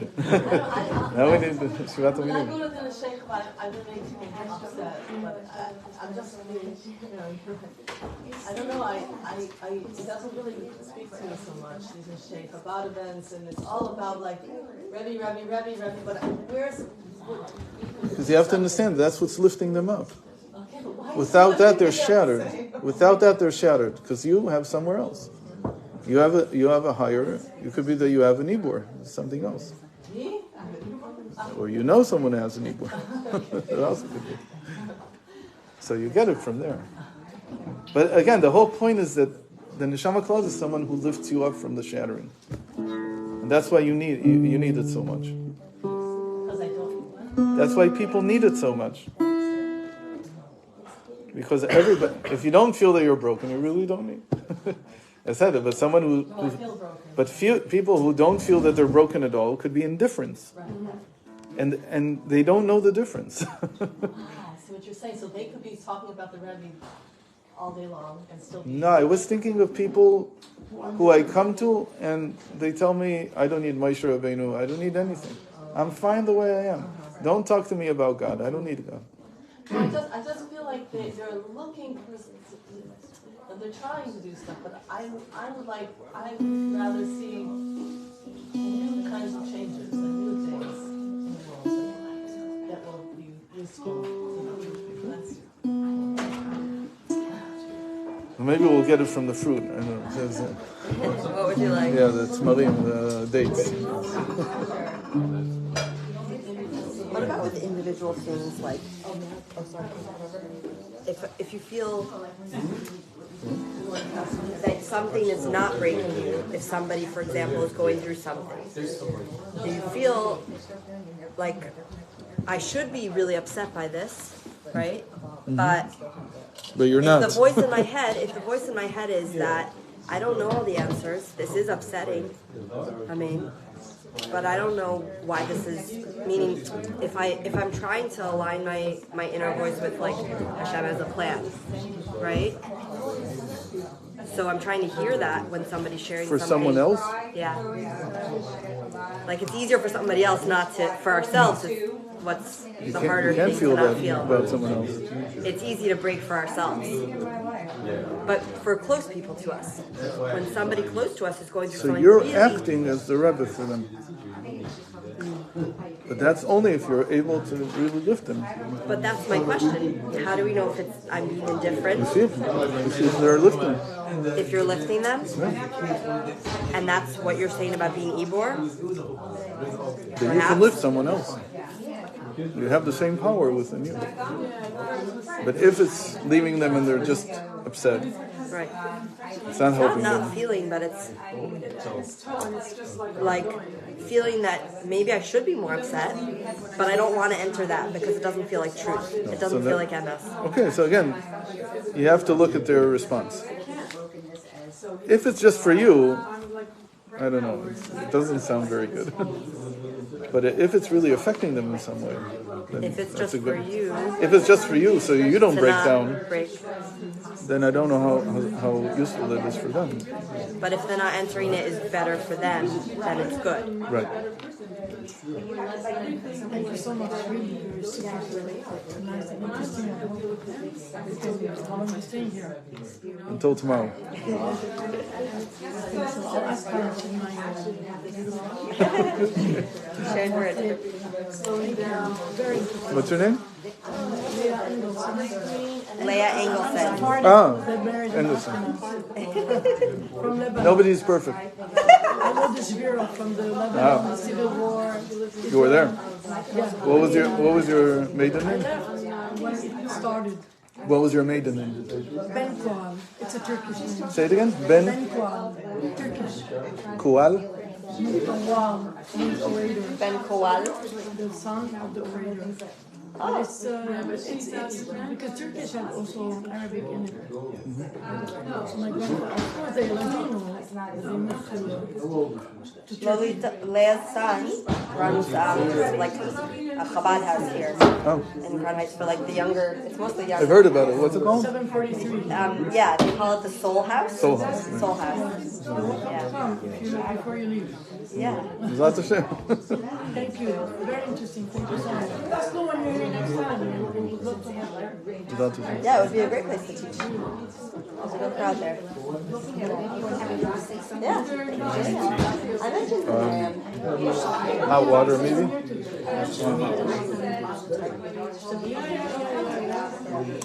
Zivi disappeared. Zivi disappeared. Where'd he go? Maybe the restroom.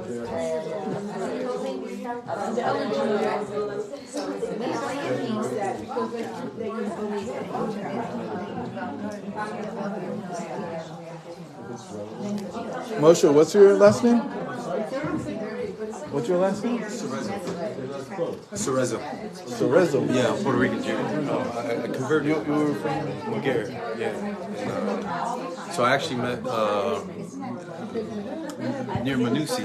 Oh. When my wife and I, we met in Shvat and we started dating. She was there for vacation, and I was in yeshiva. I was at YTD in Rebbe Derek, yeshiva to Rebbe Derek in Shvat, and she was getting a class by Nir Manusi, and I met him then. So we listened to him a lot, and I love his story about how he was getting your nose and he saw your citizens. I love that. I went to college too, you know. Where'd you go? I went to a few colleges, but I got my bachelor's, 2 bachelor's degrees from Texas Lutheran University. In what? In Seguin, Texas, in education and in history. And then I went for a PhD at Texas A&M in history. And I was studying Sephardic Judaism and stuff like that, but life went a different way, so I didn't finish it. But, And you guys live here now? yeah, my wife's is a shlucha, Washington Heights. Yeah. So we lived there. Washington Heights is in Manhattan. Yeah, we lived there. Yeah, I go to Hadar tour Oh, Monday through Thursday. so I didn't see you on Shabbos. No, because we were in my in-laws. Yeah, I usually don't come for Shabbos. Once in a while, I'll come to Collins for Shabbos. Last Shabbos, I spent with Rabbi David the whole time. He's my citizen teacher. So yeah. So resident. Yeah, so it means a cherry tree. Oh yeah? It's Spanish. Cherry. Yeah. So yeah, we saw your. So your cherry on the top of the Jewish people. Yeah. The whole world was waiting for you to convert. That's what I hear. Rav Ginsburg believes in that very strongly. Actually, my father-in-law was, I think, a student of Who's your father-in-law? Menachem Raymond. Raymond? Yeah, he was. He studied with Rav Ginsburg under Rabbi Gaffney. He was in the car at this Yeah. time. And then I know that Rabbi Gaffney he has corona right now. So I'm getting updates. He lives in Sfat. Yeah. He used to come to YTD and daven with us. And then his son, I'm close with his son. That lives in Safas. He's a convert also. Yeah. That's why his son loved me so much. We connected so much, you know. He used to bring. He would speak in Hebrew, and I'd be like, "Don't worry about it. I don't understand, but my soul does." You know? So yeah, it's a pleasure to meet you and sit in person and totally share. It's good stuff. Okay. It's all the rough stuff. You're just repeating. Hopefully I'm repeating it properly. Yeah. No, my wife, she'll put on Rabbi Ginsburg all the time. I actually started reading it. I heard it through my friend, the Ron Yitzhak in Safas. I didn't know about Rabbi Ginsburg until he put me on. It talks about the planes and stuff.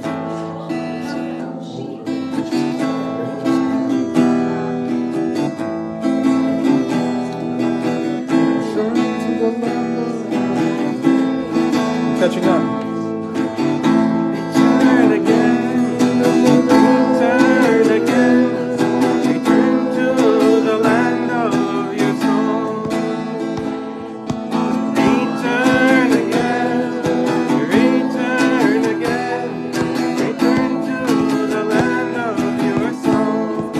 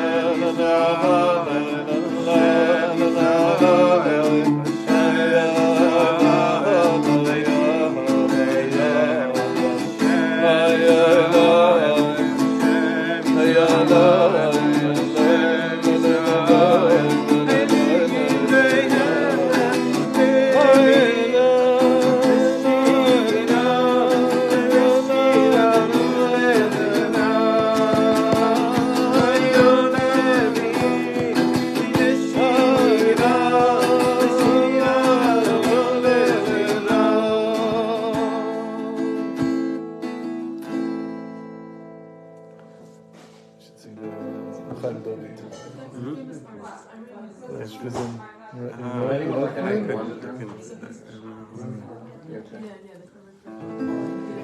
Can we sing it without it? Can we sing it without it? If you want. It's a Kabbalistic song. Yeah. So we're going to sing a song that I don't know how well it's known, but it's the only song I know about the spheros. Well, sort of. It's as close as it comes.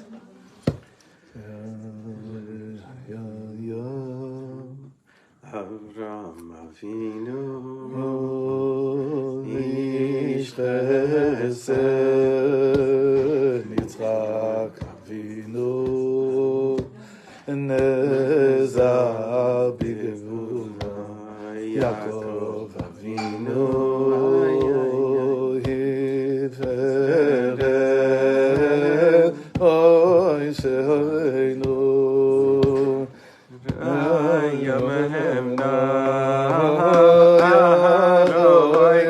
Kohen Ohev Shalom Yosef HaTzadik Tzadik Yisod Olam David Melech Yisrael Malka Meshicha Avinu Ish Chesed Yitzchak Avinu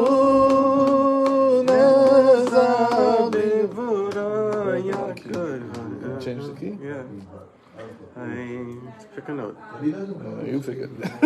Avram Avinu Ish Chesed Yitzchak Avinu Ay Nezar B'Gvura Yaakov Avinu Ay Kli Decheles Moshe Rabbeinu Raya Mehemna Aaron HaKohen Ohev Shalom Yosef HaTzadik Tzadik Yisod Olam David Melech Yisrael Malka Meshicha Avram Avinu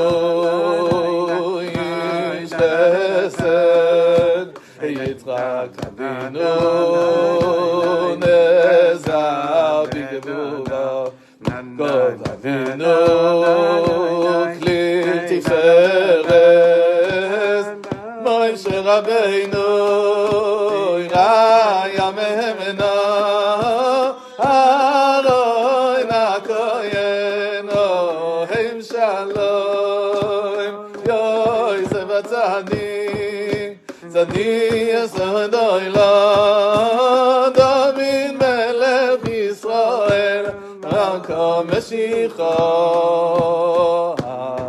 Avinu Ish Chesed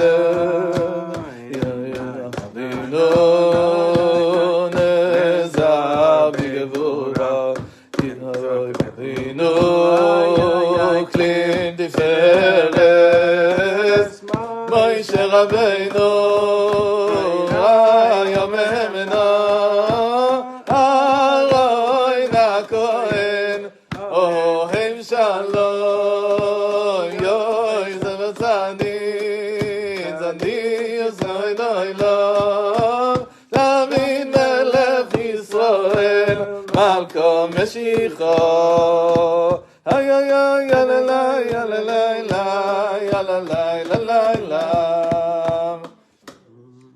So maybe we'll sing it again later. Okay.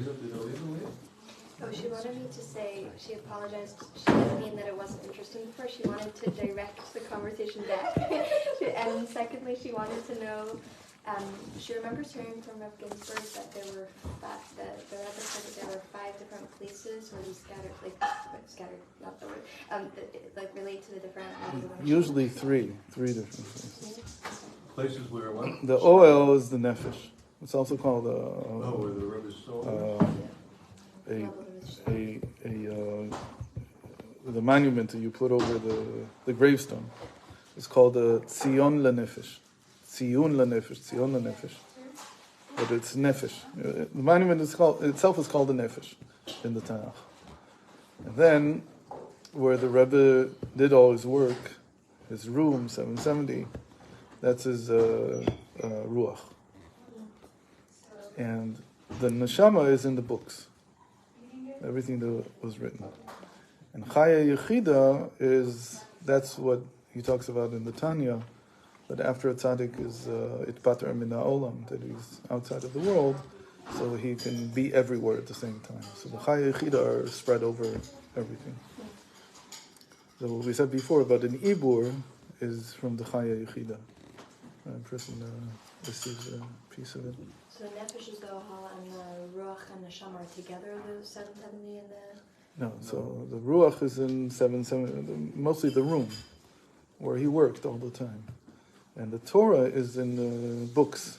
That's the neshama. Neshama is always mind. It's always a neshama shebemochi, like the neshama in my brain, in my thought. The thought is always the neshama. So the people that don't go to the ohel, they're missing the nefesh. It's unfortunate. In any case, so every generation, this all comes from Moshe Rabbeinu. All this ability of a Rebbe to do all this, because every Rebbe is an ispashtuta the Moshe b'chol dor v'dor, and even the Rashash uses this language that from generation to generation, he says we said this in the beginning. He says Rav Chaim Vital didn't mean it like by every individual. He meant it like from generation to generation. So really the way he was looking at it, the Rashash looks at it, is more the Moshe Rabbeinu of the generation. This week's Parsha, B'Shalach, so we see that the two Moshe Rabbeinus come together. Right? Who are the two Moshe Rabbeinus at the beginning of our Parsha? So he says that Moshe took the bones of Yosef with him. And Moshe took Atzmot Yosef Imo. He took there's this whole idea that Moshe and Yosef, they belong together. They go together. Because Yosef was the Moshe Rabbeinu of his generation. He was the one who sustained everyone.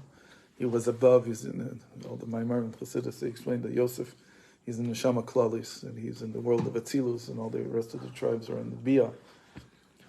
We didn't mention this before, but the whole point is that everything starts from Atzilus, and then after the shattering, the three lower worlds, or the three shattered worlds, are Bria, Yetzirah, Asiyah. They come out of the shattering of the Atzilus.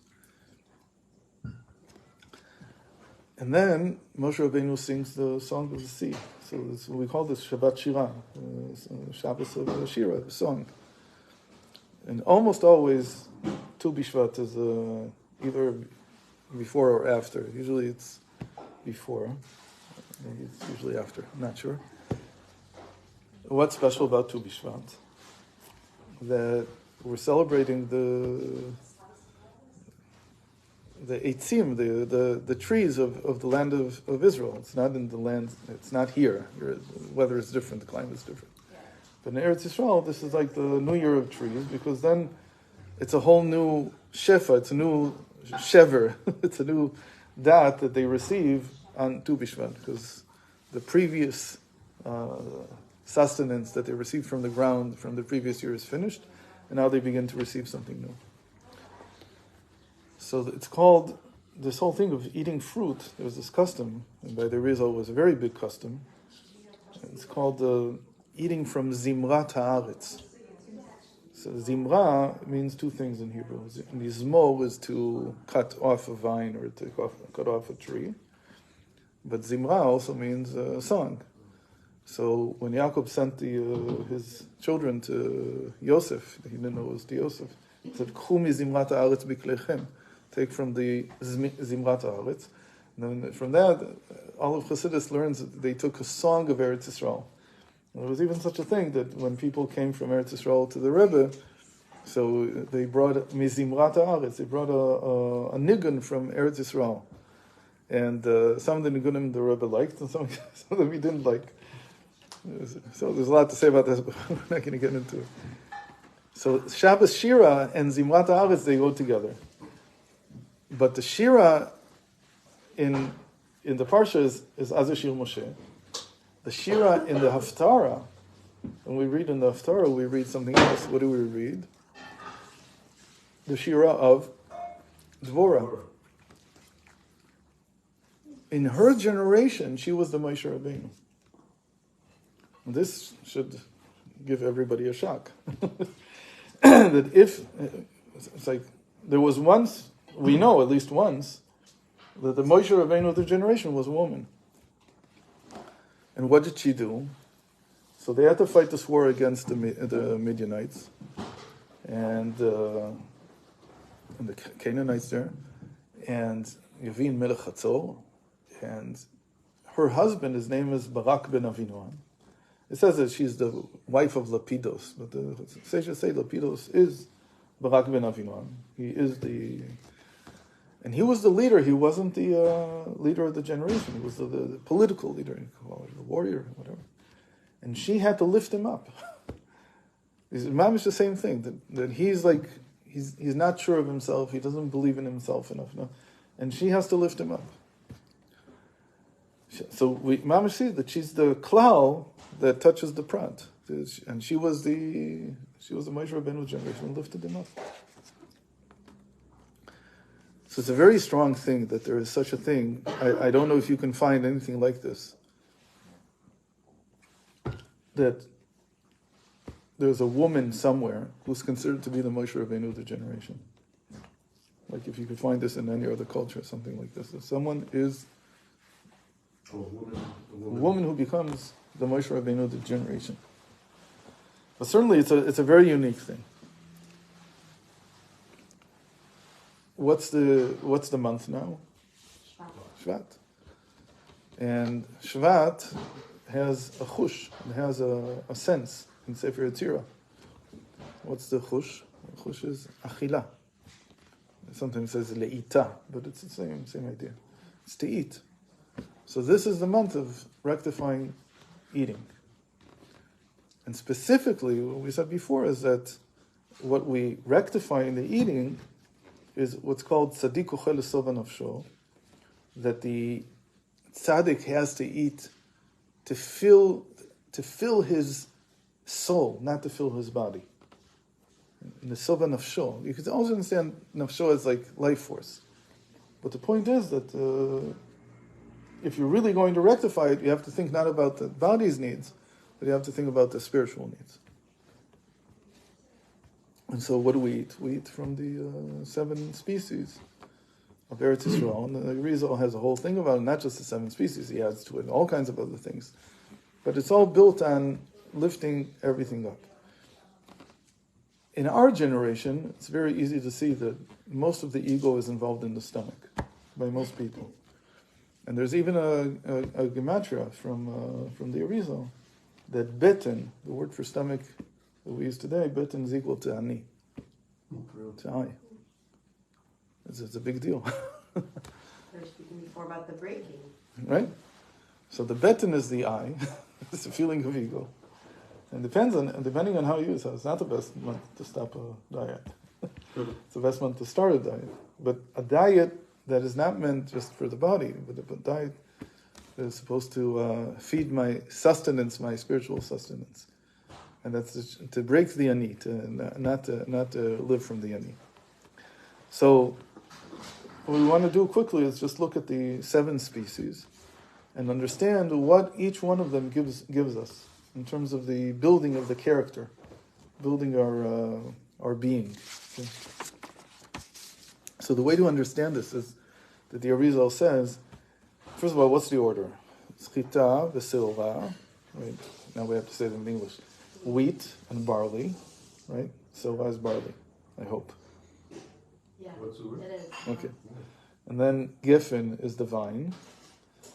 And then we have, what's next? Te'ena and Rimon. So that's figs and pomegranates. Then we have the olive, Zeit Shemen. And Dvash is the dates. Because we're talking about Dvash Tmarim, so the honey of a date. So the Arizal says the first 3, he could have said that it's easily. Chesed Gvura Tiferet Netzach Hod Yesod Malchut would fit perfectly. He doesn't say that. He says that the first three are Chabad. Chita, Sorah, and Geffen, they're Chabad. And it makes a lot of sense, you'll see in a moment. And then, so what do we do with Chesed Gvura Tiferet? They're not there. So he says, it's like many times when we say, how do we say when we start the Shmoneh? So we say, Elokei Avraham, Elokei Yitzchak, Elokei Yaakov. So that's different than saying Avram, Yitzchak, and Yaakov. If you say Avram, Yitzchak, and Yaakov, so that's Chesed Gvura Tiferet. When we say Elokei Avram, so it's what's above. What did Avram see above him? He said Chochmah above him.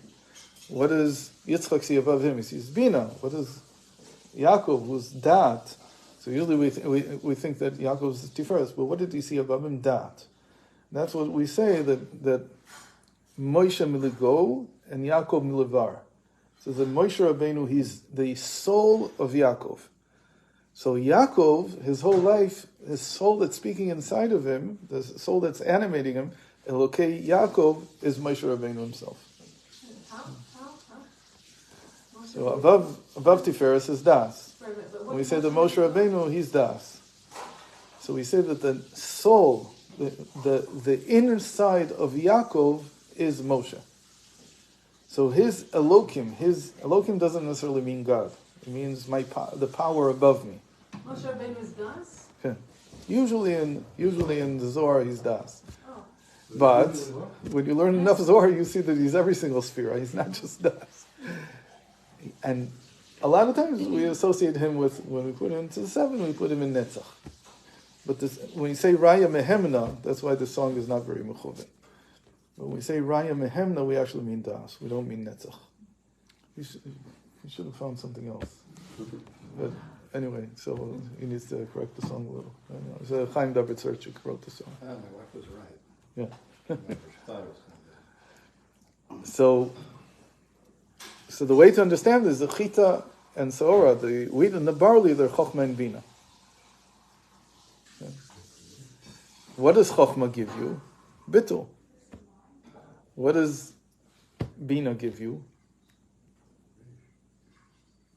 Yesh. So how can we translate this into something that we can use? What does it mean to be in Bittul here? So it's in the word chita itself. The word chita is equal to 22. So we say that chita is the source of the language, because it has the 22 letters in it. And we say that the child cannot begin to speak until he eats wheat. It says tam dagan, but really, I'll say wheat. Why? Because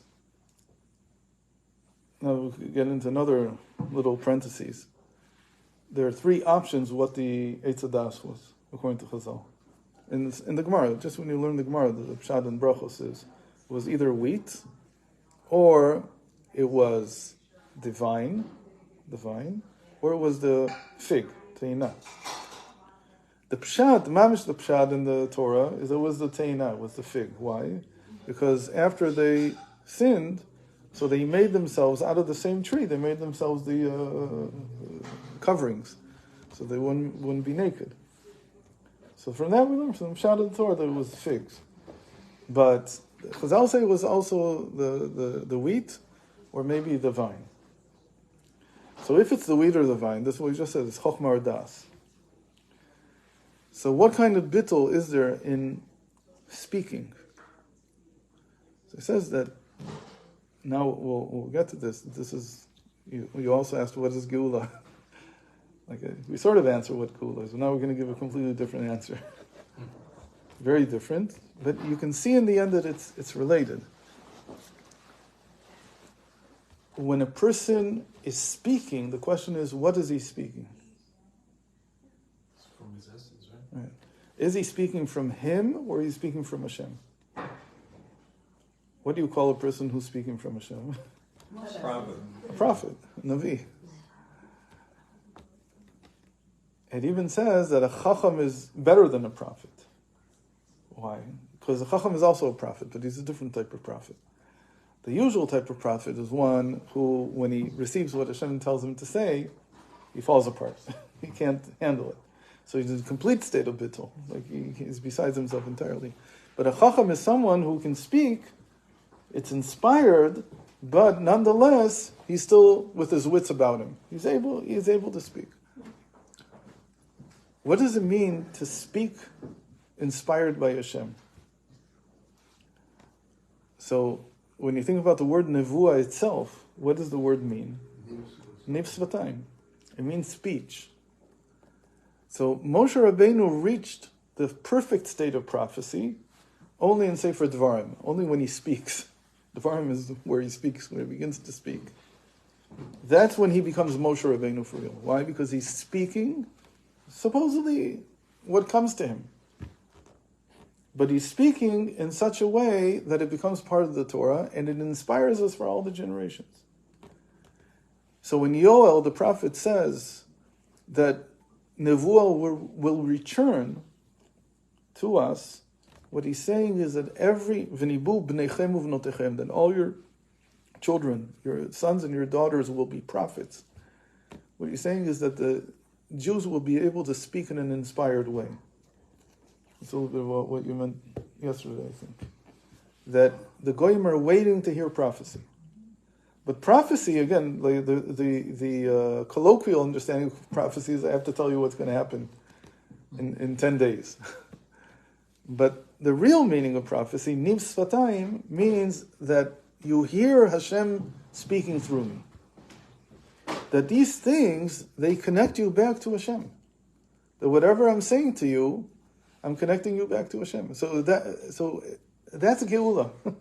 Geula is when we all begin to speak in such a way that whoever we're talking to, they feel that it's Hashem who's speaking to us. It's not us. Again, it's not like some kind of hocus pocus. It's not waving hands.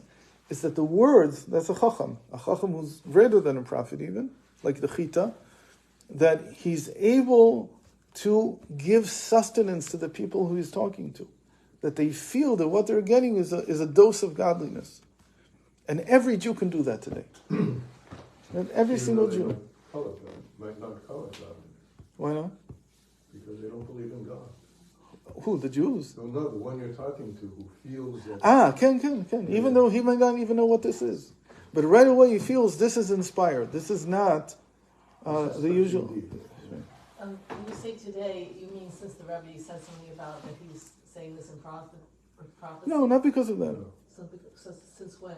Since the fact that the Rebbe showed us, you can say it's related to the Rebbe, in the sense that he showed us how to bring things down in such a... So far down that everybody can understand them. And certainly he thought that we have a message for the whole world. And not to give up on that message, that's the bittul of chita. Bittul of what? Of chita, of the chita, of the wheat. What's the bittul? The bittul here is, besides also chesed, that chita is about chesed, especially, is to be like Hashem. Mahu gomel chasedim, afata gomel chasedim. So then when they hear you speaking, they say, oh, this is the word of God. And it's very common. And every time I come here to the United States, and I speak to anyone, and I try not to speak to them about, I don't know, the gas I need to put into the car. I try to say something of substance to them. So they're like, they perk up their ears, and they listen. And they say, well, this is very deep. I have to think about that. So somebody in Houston, the older shlucha there, she's Lazarov. Yeah. What's her first name? I forgot. Oh, shit. Anyway, so she came to the class there. No one knows his first name. And she very much enjoyed it. And then it turned out that she grew up in Cleveland. I also grew up for a time in Cleveland. It's 30 years between us, but still. So we were talking about this need to talk to the non-Jews. And she asked me, how can I talk to the non-Jews? I hardly know what to say to Yidden, which is kind of strange coming from someone who's...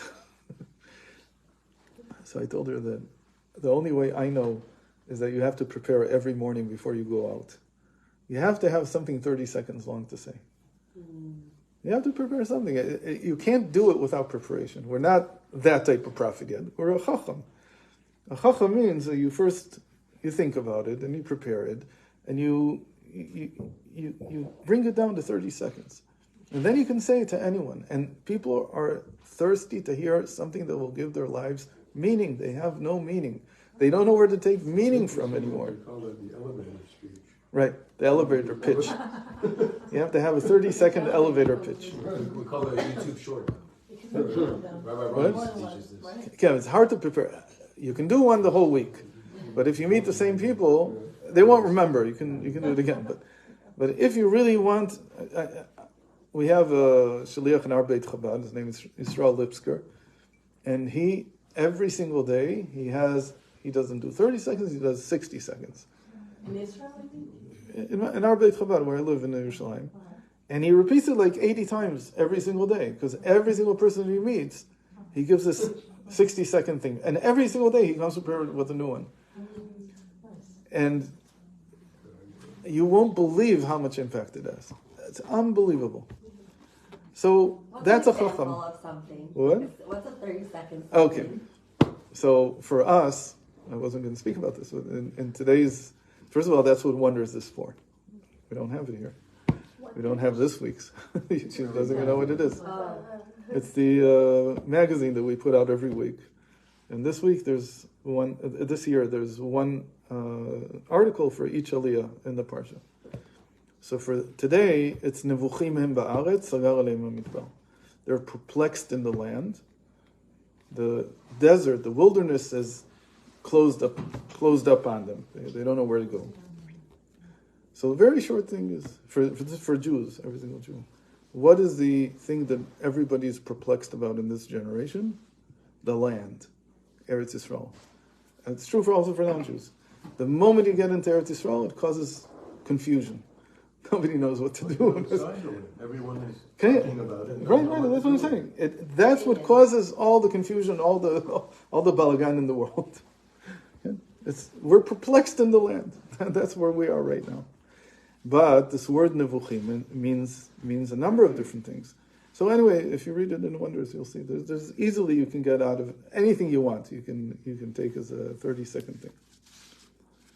So that's chita. Chita is gomel chasadim, meaning that a person has to feel that he can mimic Hashem. That's to be in bittul. Is that I don't mimic Hashem because I'm Hashem. I mimic Hashem because I strive, like the last positive mitzvah in the Torah, ve'alachta b'idrochav. You should follow his ways. That just as he does this, you should do this. Just as he does that. That's what the chita gives. And so for the child, it's very important that he eats sweet, and then he begins to speak. The moment that he begins to speak, especially if he's speaking Hebrew that has 22 letters, so he's in bittul to Hashem. Now he's speaking like Hashem. There's a whole discussion about what did they speak before the Torah was given. What languages did they speak? So they had to understand what Hashem was saying, so they must have spoken Hebrew. So what's such a chiddush in the giving of the Torah? That Hashem taught us the correct form of Hebrew.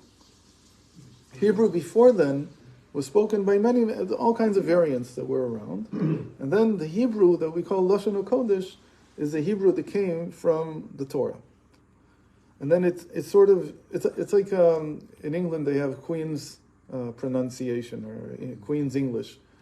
But that's about pronouncing, how to pronounce the words properly. So in Yiddishkeit there's even a proper form of the language, whether you're speaking properly or not speaking properly. Today, since everybody is a prophet, so however people speak in Hebrew, it's Hashem's language. Even if you speak in Crown Heights and your Hebrew is broken, but that's the Hebrew that you know, so that's the language. So Chita gives us to mimic Hashem, to be like Hashem. What is the barley?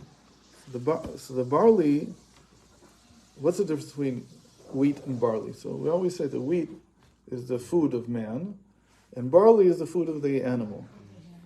So here we understand that everything we talked about before, by the way, Clal and Prat, in the Arizal's teaching is called Ma and Ban.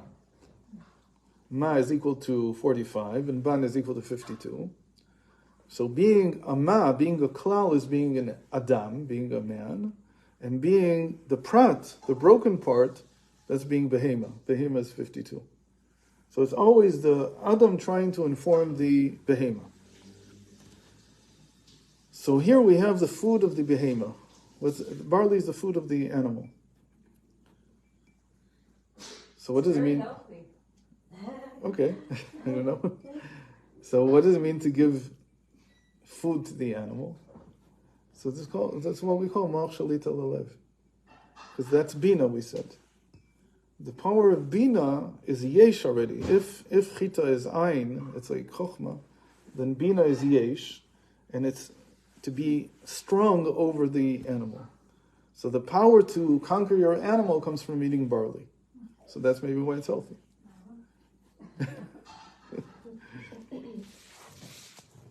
But what about the vine, the geffen? So what does geffen do? What's its whole purpose? We make wine out of it. Why do we need wine? Okay. Chazal had a different idea. It makes him happy. Almost. Every transition requires. Okay. So it says that drinking wine together, which is why we can't drink non-kosher wine. There is such a thing even. How could there be non-kosher wine? Stam yeinam. Just there's the yeines that somebody used wine for a ritual, for an idol. That's definitely usher. That the Torah talks about. The Chazal added stam yeinam, just wine that you don't know what its origin is, so you can't drink it. Why? Because wine connects people. That's its whole purpose. And you have to have more wine, what would you call it? Not wine tasting, but a wine, mishteh yayin.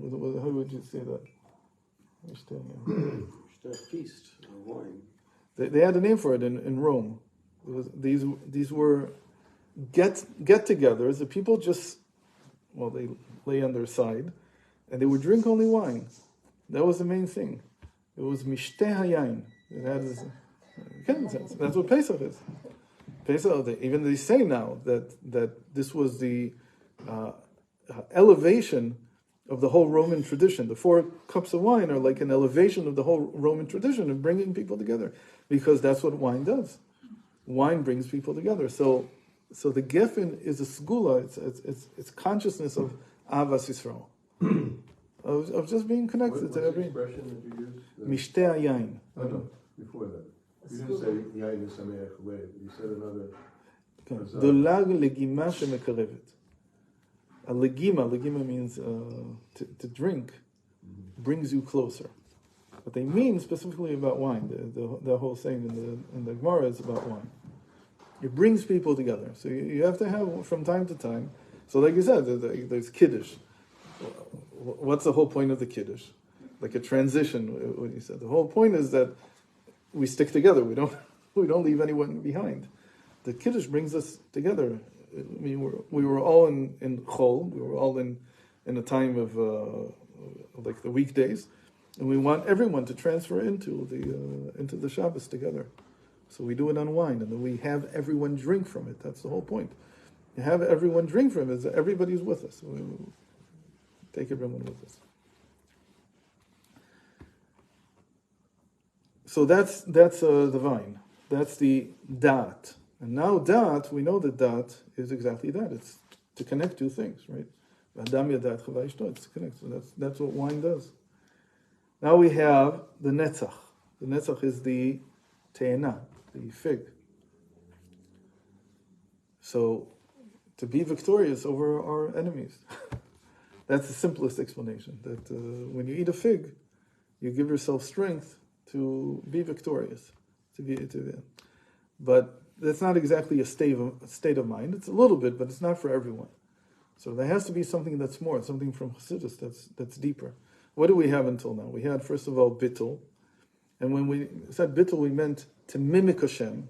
Mahu gomel chasim, afatah gomel chasim. You are like him. Then we had mach shalit alev. That's definitely a Chassidic concept. even though it's from the Zohar, but the Chassidus made it famous. Then we have Avas Yisrael. That's definitely a very Chassidic concept. Now, what would we connect to Teina that would be a Chassidic concept? Here we put Oros of Tow and Kalim of Tikkun. That's the fig. How do we get that? So we said that this is the pshat of what it means that there was the tree of knowledge was a fig. What was the whole story with the tree of knowledge? It was a plot. Hashem set us up. What is it? How do you say, "I set you up" in the Tanakh? It's a very strange word, but it's to'ena. It's the same word as te'ena. And we find this word specifically by Shimshon. Shimshon had said that he fell in love with this woman and he wanted to marry her, and nobody understood why. She's not Jewish, and he was plotting to be victorious over the Philistines, and so he invited all the important dignitaries and so on. And then after the whole thing finished, that's when he went and killed them. So he had this whole plot in his mind. It's called Kitoenahu Mevakesh. He was looking to plot against them. The whole eating from the tree of knowledge was a plot that Hashem had against us. What kind of plot is it? It's not a plot that he's against us. He's not really against us. He says, I have to get you somehow to eat from the tree of knowledge. So it's a setup. Why? Because if you don't eat from the tree of knowledge, you won't have individual consciousness, you won't have dat, and the whole world won't reach its culmination, because first, before reaching the tikkun, you have to be broken. What breaks us, we said before? Our consciousness, our ego, our consciousness of self. But it's a setup. Not a setup as Hashem is looking to hurt us. He's just saying you won't understand, you'll never connect to the Clal if you're not first broken.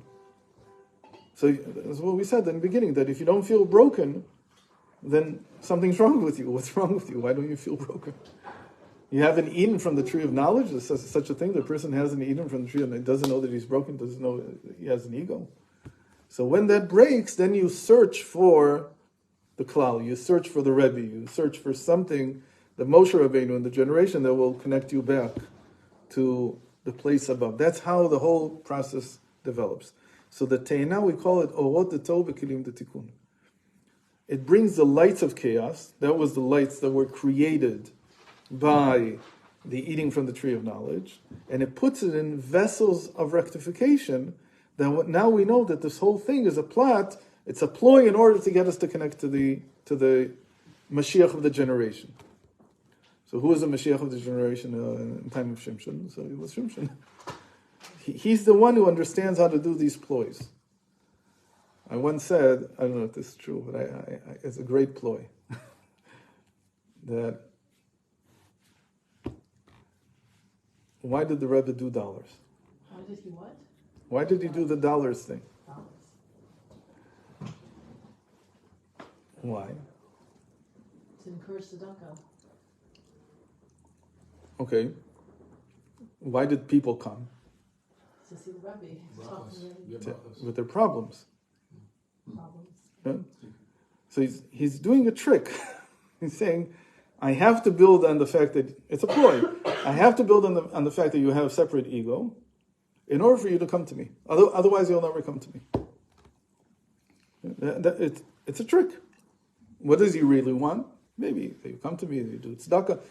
The point is, I want to send you on a shluchus. I want to become my shaliach. So how do I lure you in? I say, you get a moment to tell me your problems. And Hashem liked him, so a lot of the problems were solved at that moment. Good. There's one story that I love that he shared once.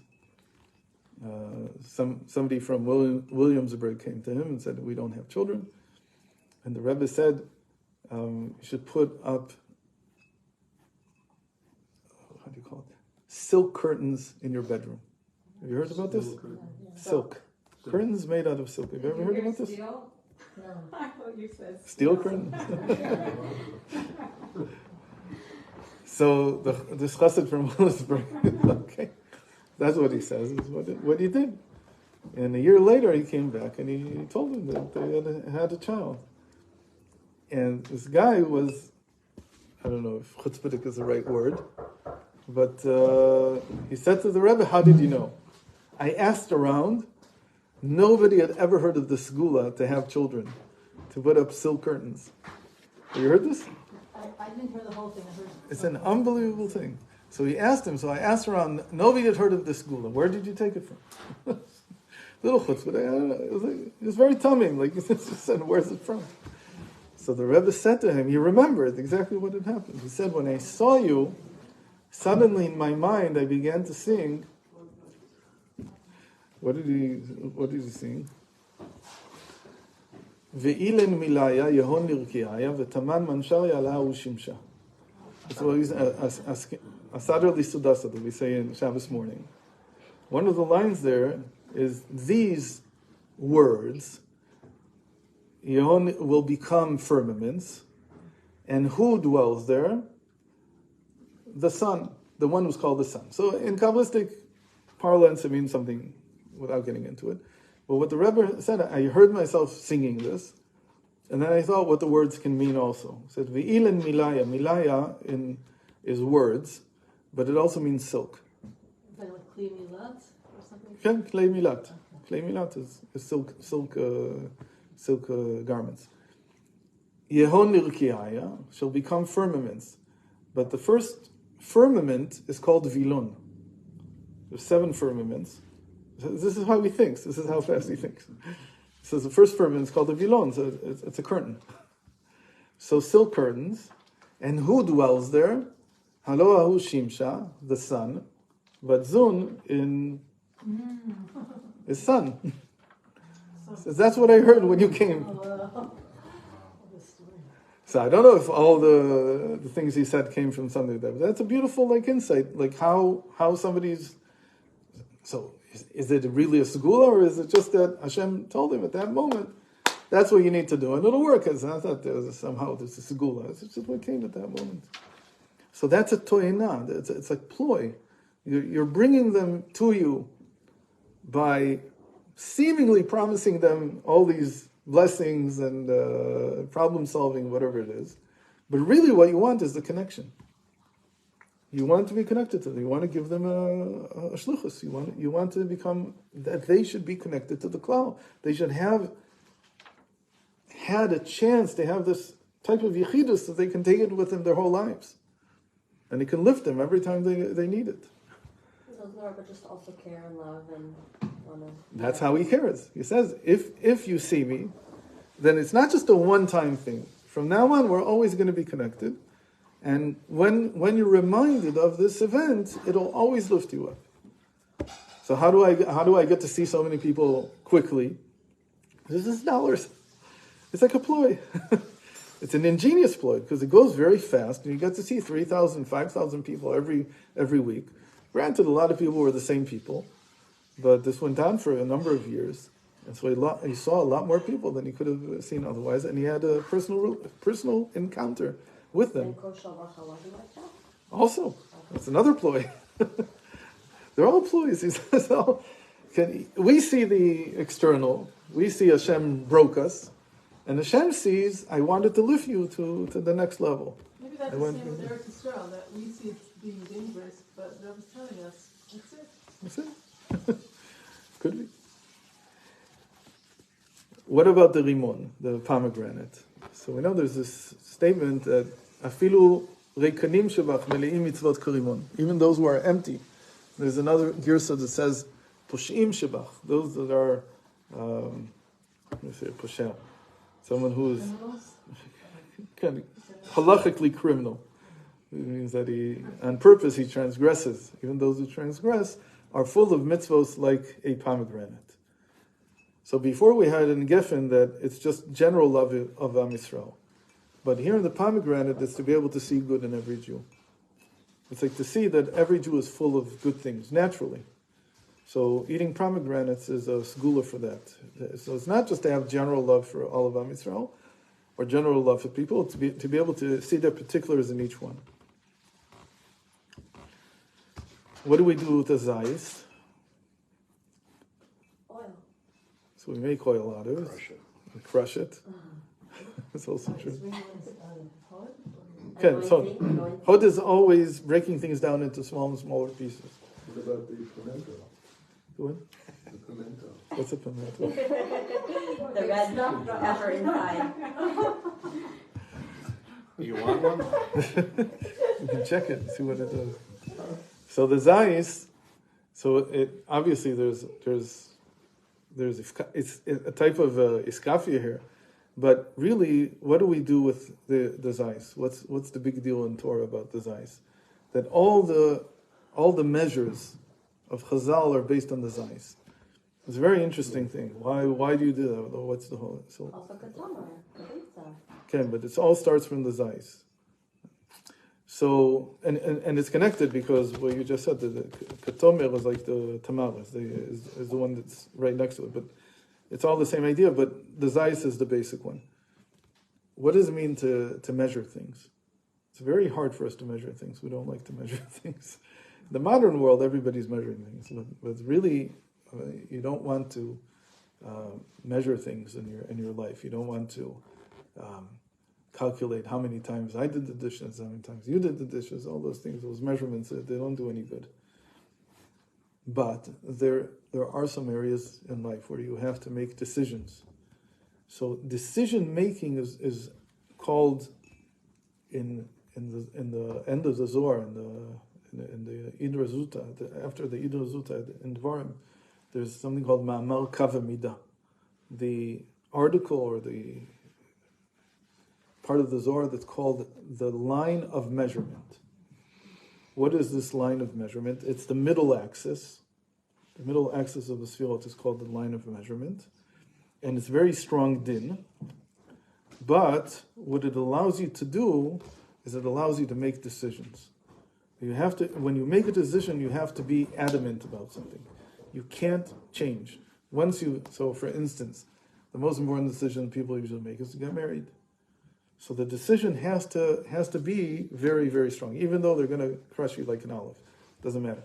You still, and what the Rebbe taught us is that when you're crushed, that's when the oil comes out. That's when you begin to illuminate.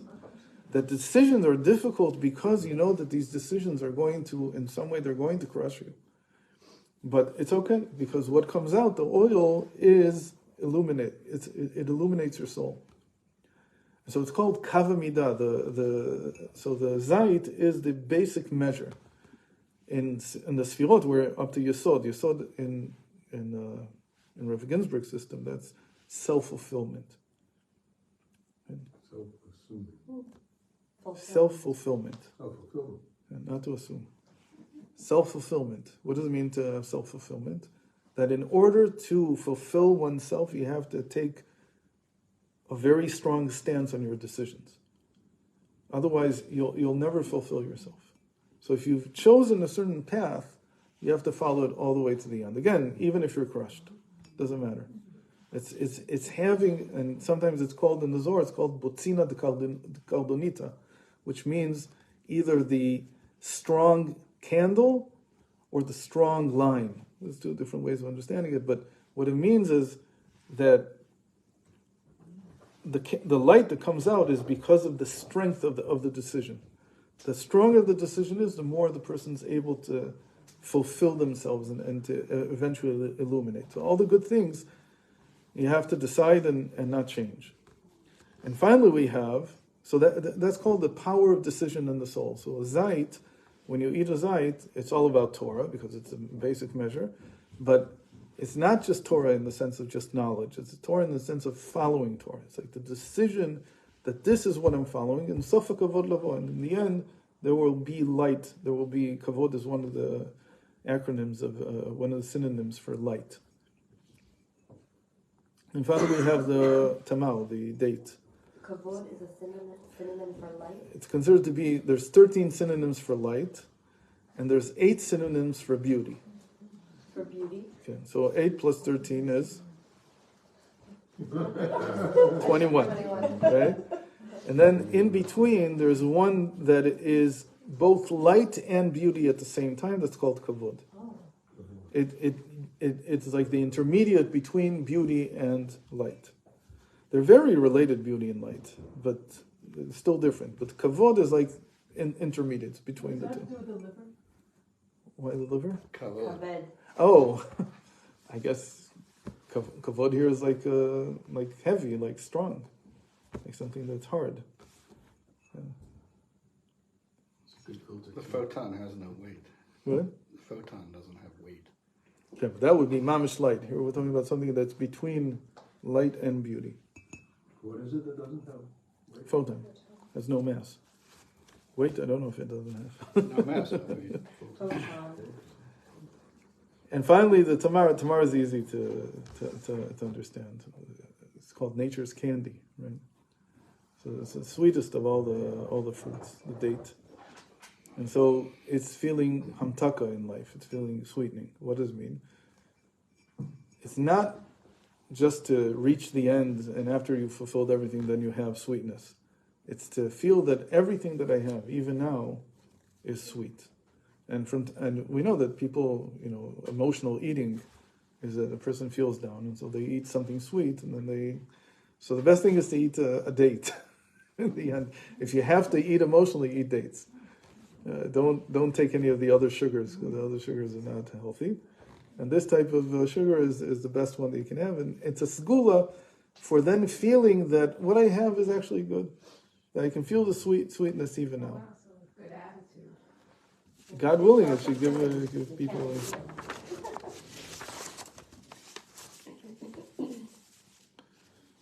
Okay, so I don't know if you've eaten from all the different. When do you make Allah eats on a date? What, after one date? Allah eats you need to make before. You're saying two. From the Majul, it's two. It could be that Dekel Nur, which is smaller, it could be three.